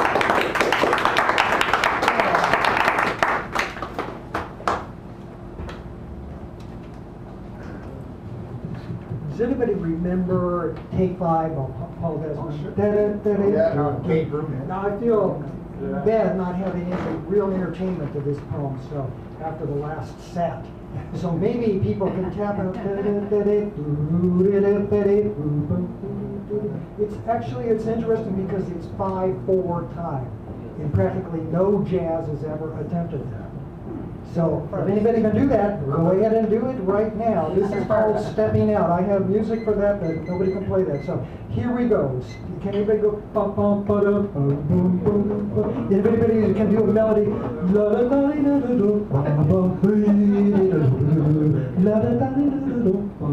Remember the bridge on that?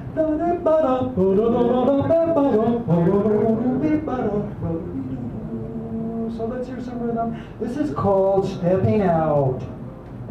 Let's step out. Take 5. Let's blow this joint. The world ain't big enough for me and you. Shout, don't pout, talk the jive. Jam, goddamn, be alive. Whirl, unfurl, hurl, harlot hives, harlot wives. Stitches and ditches, riches and ditches. Goodbye, baby, goodbye. Stop, step out, take 5. Close your eyes. Realize another world unfurled. It doesn't have to be this way. Eyes tell lies, and unless you're a cow of color, how's never as good as now. Fan the flames of fantasy, then twirl, uncurl, be beyond. You're not doing the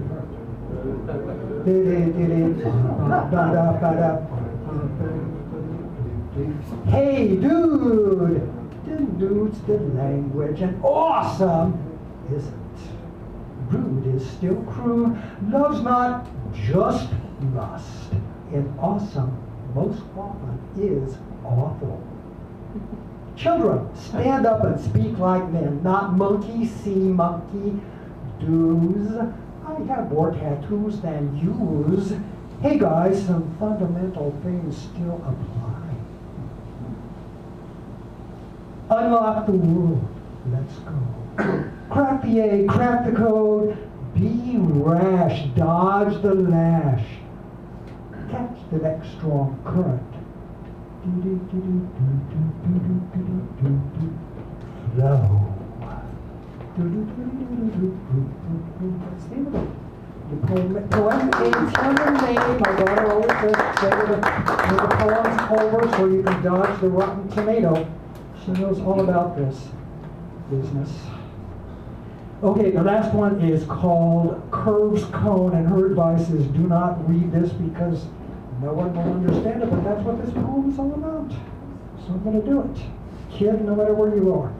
She's not on this continent though right now. Curves Cone, words and wine, a line lost in the curve and moreover and under. I'm not the same person, she said. Fall frost and the tall tree fell, its straightness lost forever. Nor am I, said a different eye. Seeing the sea becoming bigger, I asked her to trigger a trick for me. Then that's not, she said. Bold sister of she nicked her nose and arose, ranting, peeled a pebble. Ah! Not what I asked. Such metal in mine bound me to battle. Not get out of line, she said. Rattle and roar, bore in the bottle, throttle your thong and goad your goatee. I have your gnome. But we already are, I replied, haven't you noticed? He who bought true blue never will sever his connection to the curve, which is all and everywhere. Can't even his aunt ought not. Curves cone. What might that be? Boo!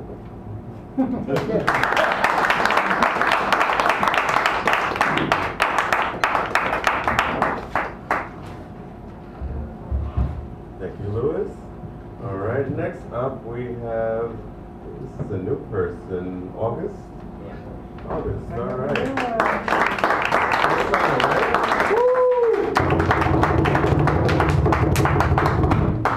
I'm not shining the microphone, so, yeah. I'm kind of loud, so. There are voices in my head. There are demons in my flesh. Voices, voices, voices. There are voices in my head. There are demons in my flesh. Demons, demons, demons. All these voices in my head. All these voices in my head. They're in my head. They're in my head. They're in my head. Voices, voices, voices. Demons in my flesh. I'm possessed. I'm possessed. There are demons inside of me. There are voices in my head and my goddamn head. There are demons inside my soul without salvation, mercy, or compassion. They thunder through my mind. They rape my soul eternal. I am damned, so damned, goddamn be damned, I'm damned. They torture me, the demons in my skin, they torture me. The monsters moshing in my mind, they lie to me incessantly. They lie to me constantly. They lie to me.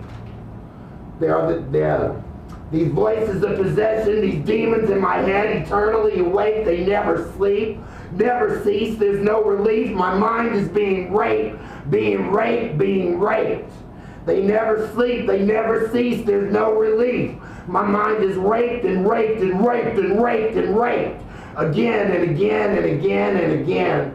There is no peace, there is no mercy, never solace nor silence, there is no end, there is no end, there is no end.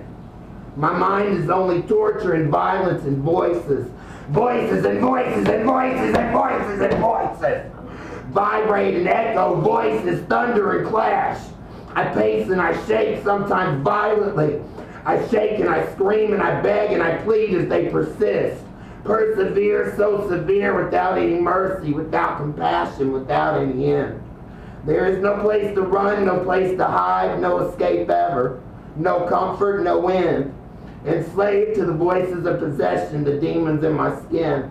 So many voices and voices and demons and voices.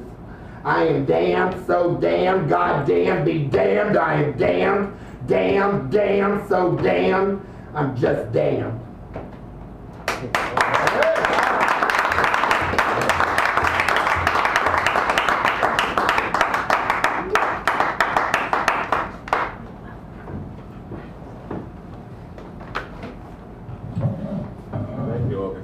very passionate.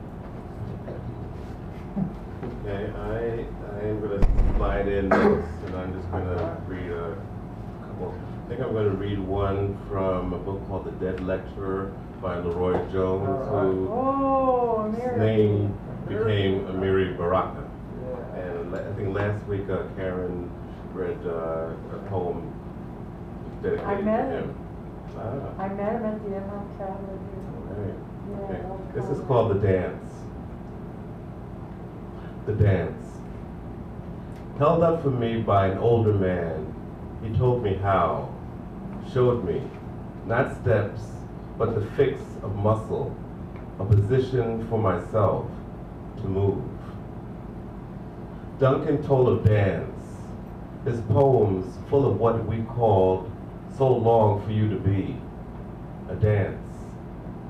And all his words ran out of it, that there was some bright elegance the sad meat of his body made, some gesture that if we became, for one blank moment, would turn us into creatures of rhythm. I want to be sung. I want all my bones and meat hummed against the thick floating winter sky. I want myself to as dance, as what I am given love or time or space to feel myself. The time of thought, the space of actual movement, where they have taken up the sea and keep me against my will. I said also, love, being older or younger than your world. I'm given to lying, love. Call you out now, given to feelings, things I alone create. And let me once create myself. And let you, whoever now sits breathing on my words, create a self of your own, one that will love me.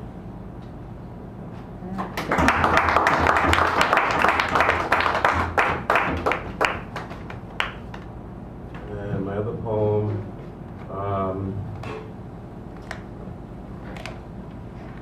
really wish I didn't have to read this poem again, but a young man named Jordan Davis recently, anyway, there's a stand your ground situation in Florida. It was a verdict. The person who killed the young man, well, it was a hung jury for first-degree murder, and he got 3 counts of second-degree attempted murder. But anyway, this is entitled, his name was Trayvon Martin. His name was Trayvon Martin, but it could have been Emmett Till. Another young son whose claim to fame was just for getting killed. An ill-fated whistle, iced tea, and a bag of Skittles. What were the crimes that ended their lives so young and for so little? Prejudice and bigotry live in infamy. Colorblind eyes see only black and white. Who plays the victim? Who pulls the trigger? Who gets to claim civil rights? Security man, stand your ground. Black hood must be up to no good. And whether it's the other way around, nothing was handled the way it should. Obama said if he had a son, he'd look just like Trayvon. Well, I already have a son who looks like him dead on. Could even the president protect my boy if he's targeted, profiled, or killed? Or will his be the next name we are fated to remember? Half a century later, will young black men's death still be run-of-the-mill? His name was Trayvon Martin, Amadou Diallo, Oscar Grant, Jordan Davis, but it used to be Emmett Till. Thank you. Bravo.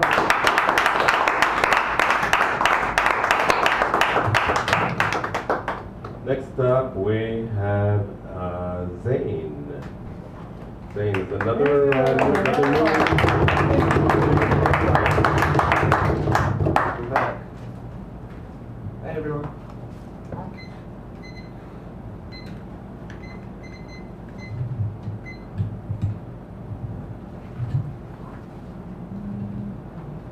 I apologize for falling back into the same habits. Dagnabbit, I'm good at making them the happiest and the saddest. I just can't hold them up any longer with too much baggage, or yes I can. Maybe I'm just a little too lazy, maybe just a little bit too much of a crazy, hazy teenager stalking down avenues, staring at pretty views, confused at the hands held and the hearts welded together. Sometimes they're made of metal and the land we stand on ain't too level because we're slipping. I'm slipping and then I'm sliding and tumbling down mountains with sharp rocks and a life filled with hard knocks to the head. The brain is rattling around, smashing into bones, throwing stones down the river. We watch them skip and scatter in harmony like the Big Dipper sitting in the sky, floating around like ice cubes in glasses filled with hard liquor. Put that smile on your face like one big sticker. Don't show that girl you've been sleeping with that you've been getting sicker around her, because while laying together is wonderful, it doesn't build anything but land bridges between bodies, and the water is rising, the water is getting rougher, and even the lifeboats are capsizing. The businesses are downsizing to make the CEOs more comfortable in their gold-plated skins, slithering around like reptiles, cold-blooded living. The veins get ice cold when all you do is what you were told, and then the gravity of the poles pulls you together again. Fatal attraction wrapping around bodies laced with naughty dreams and moans and screams into pillowcases while the heart it races and the patience starts dwindling faster than the heartbeats, keeping rhythm with the universe. So just our blue speck. This life is not meaningless. Let the sun shine in, believing in lucky pennies and superstition based around the girl that's been hugged and kissing, the feelings on the lips, the ones that you missed, sitting alone in a home filled with silence and surrounded by birdsong, rustling trees, skies changing colors like the shades of eyes, and our size in the world is tiny. But do not undermine me, because I will make a timely realization of this thing called life, this snowball running down white mountains, growing, gaining mass. Ain't no rolling stone, ain't no broken bones with words, but most likely there was ripped flesh. Most likely the worst is what's best. What's next is another step down hallways reminiscent of jail cells and mental institutions, white straight jackets with soft jazz humming in the background, pale lighting, the mind silently writing the imperfections on the wall of the mind, stuck in images and colors, confined until it all will unwind onto the ground, onto the roads, into the gutters, the stutters, the mishaps will all be passed the way down to second-hand generations, trying to climb over the backs and onto the shoulders of a man on fire, a man up in smolders and filled with boulders wrapped around his ankles, training these men to sink like good soldiers. Should have told her sooner that I didn't like her. Actions are getting bolder. Should have told her that I don't want my words to control her, only want to console her with fingertips, remind of the beauties of the world that she might have missed, living in a cloud of thoughtfulness, one big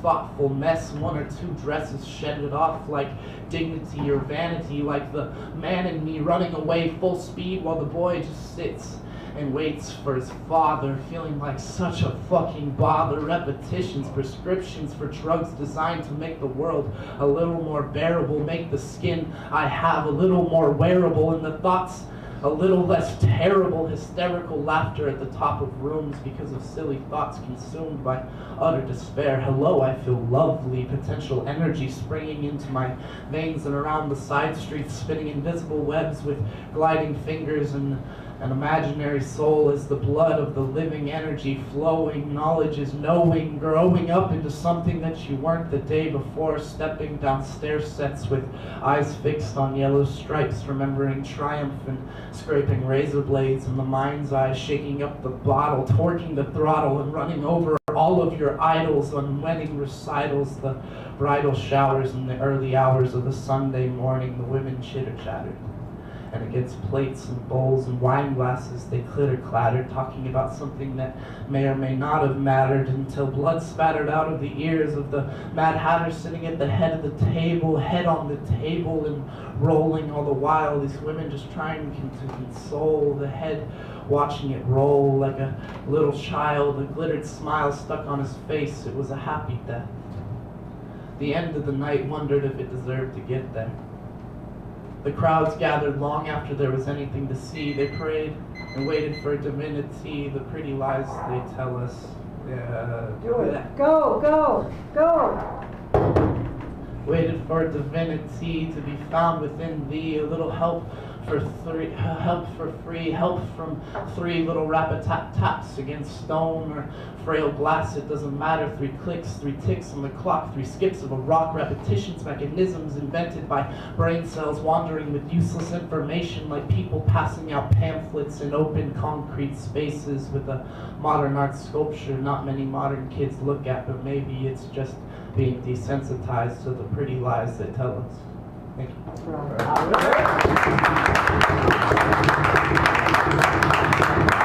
back! You gotta come back! Thank you, Zane. Wow. First class. Great.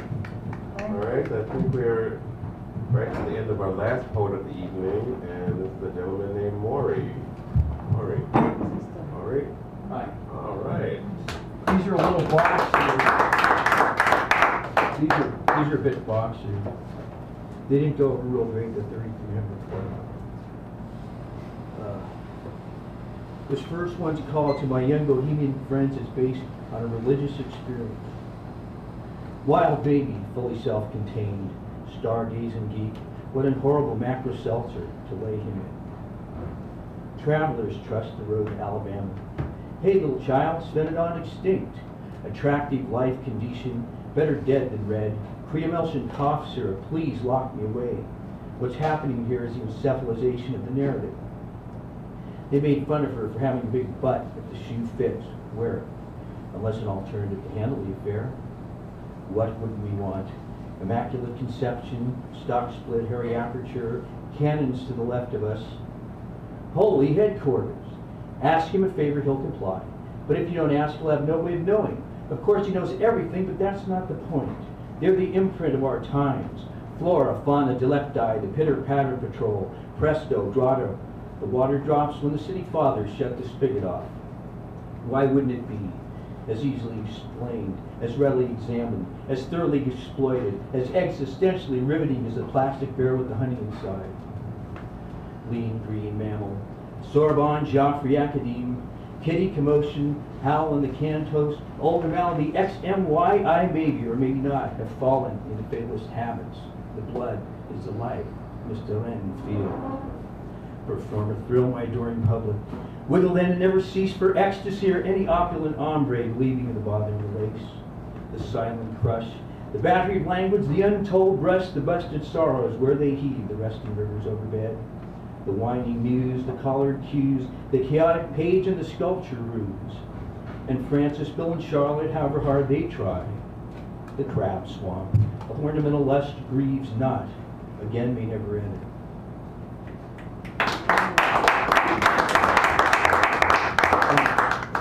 This one's called Enrichment. This is all ancient history. I'm trying to get updated. Enrichment. Secretariat died the other day, relative to Tyrannatops, its lumbering neighbor to the north. Spleen spent tar pit and carbon stoned entablature. Waikiki and candle sand, pink pustules and a dinky flame breathing the sinful air. White vinegar to clean my skillet. Subjective, objective, pinafore, bring to a boil, for what but the boiling down we devolve. Prolificity the company she keeps. Freakish Molotov, divine, burning, burning with a passion. Equal rights, equal wages, equal time. Safer 60 minutes than you ever spent before. Delight and dole. How many lines do you suppose I stole?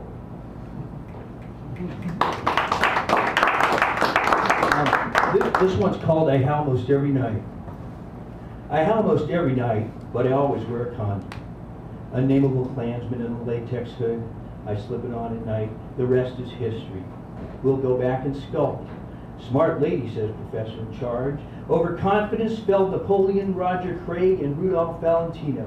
Jump up, jump down on wild snake beams, arranged in such a way as to ad nauseum. The How to Do It encyclopedia showed me an effective irrigation ditch for my backyard.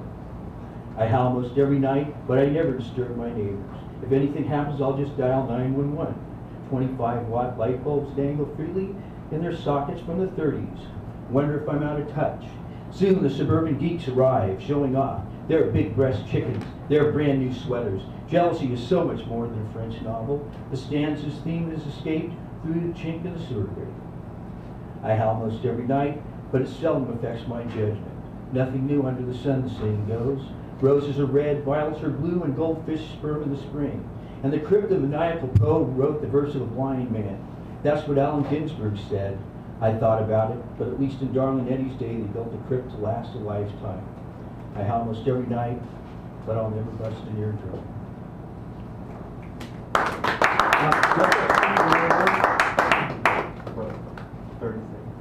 Oh. The pink pentameter opposite a Poe, the bloody tampon in the blue commode, ascension and declination prey on black and white, transmuted gray in daylight, midnight, the crimson dawn and the worm gear we're never on.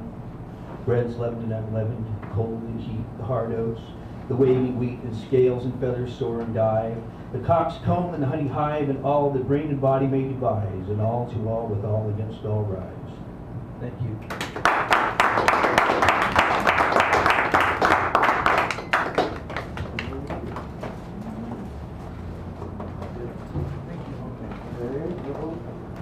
That brings us to the end of our evening, a wonderful evening. Thank you all for attending, but before we all leave, we have some prizes here. We have some books, poetry books, anthologies. I don't think that's necessarily part of it, right? No, I mean, only if you want to. I mean, these are things that we give away. T-shirt. And a t-shirt. Oh my God. Yes, beautiful. I think that Stephanie donated that. And then of course the mini feature next week, 8 minutes you get the second half, but you have to show up next week. So that's also one of the prizes. So we'll get the card shuffled.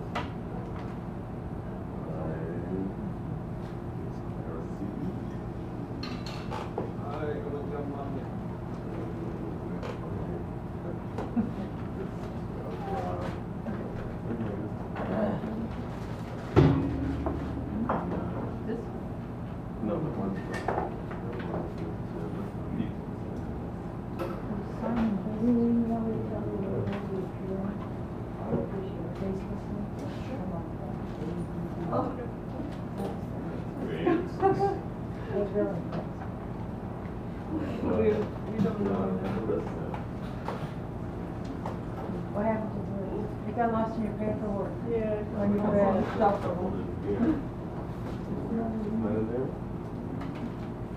Isn't it with your papers that you read with them at Till and Trayvon Martin?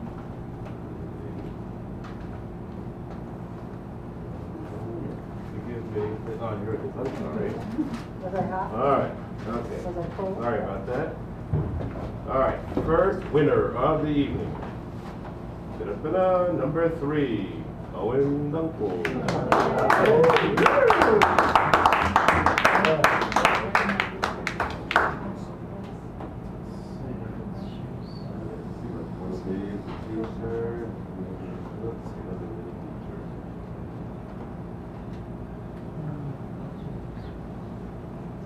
Alright, good choice. Our next winner is number 7. Number 7 is Clara. Yay! You're trying to get rid of all this. Who's this? Who wrote it? Sorry. Oh, this is an anthology. Oh, okay. What is it? What size is it? The white text. Oh, okay. Let's see.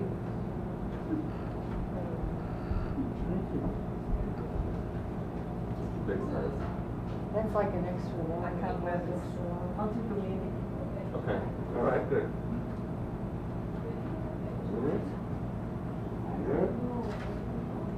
All right. Next winner is number 4. Number 4 is Anne. Yay! Oh, so many choices. Yeah, you look Thanks. T-shirt. Yeah. Shoes. What just happened to me? I don't know. I'm just like.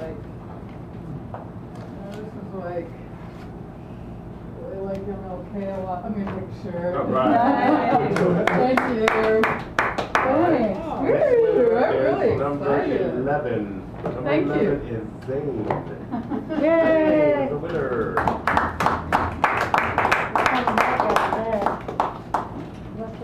Four books. Are you taking the bus? Yeah. Oh, yeah, probably Owen too. All righty. Lewis.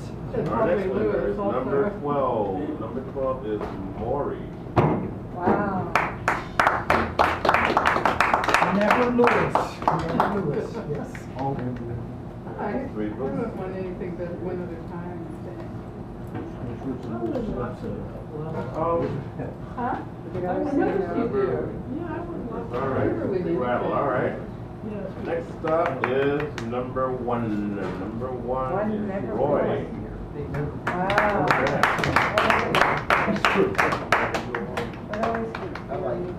So you didn't read? You didn't want to read? No, I just got to listen. Oh, okay. All right. To respect And our final winner of the evening, is our feature, Martin.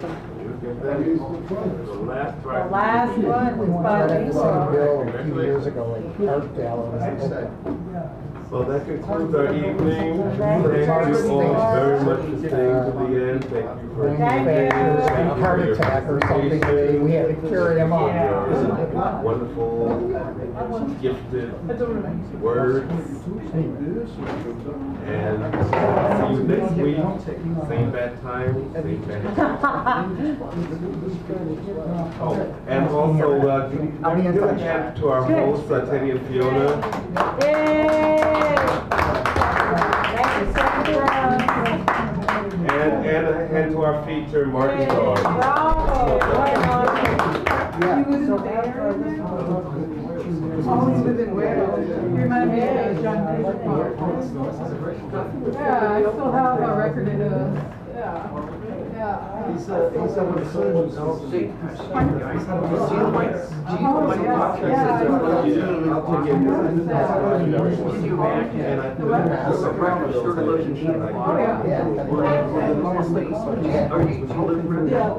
Yeah, like I've been living down there, I used to live in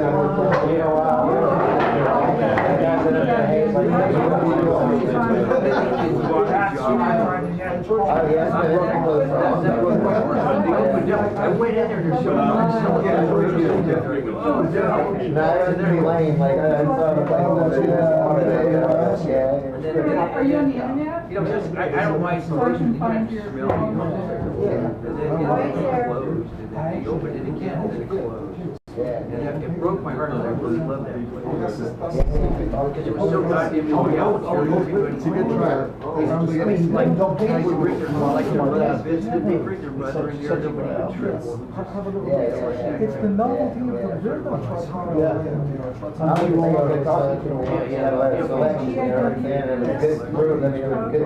And I can just Google you. I enjoyed both of their sets very much. That was an Oscar-winning performance.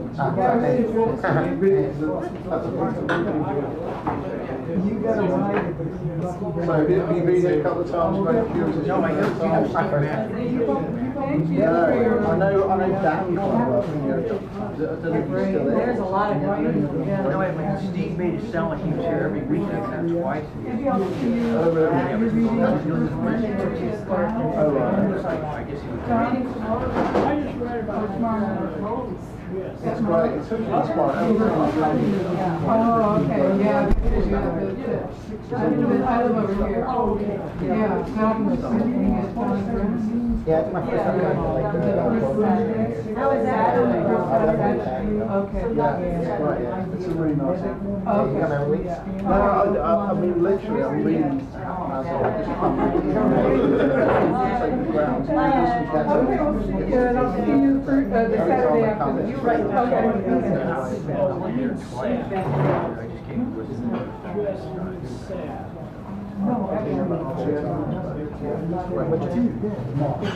Hey, Owen. Can you go out there? Yeah. We'll talk about that at Trieste. Okay. I thought it did too for a while. I believe it does not. What does Trieste mean? It's the name of the town in Italy. Oh. Doesn't have a meaning. Yes. Wonderful.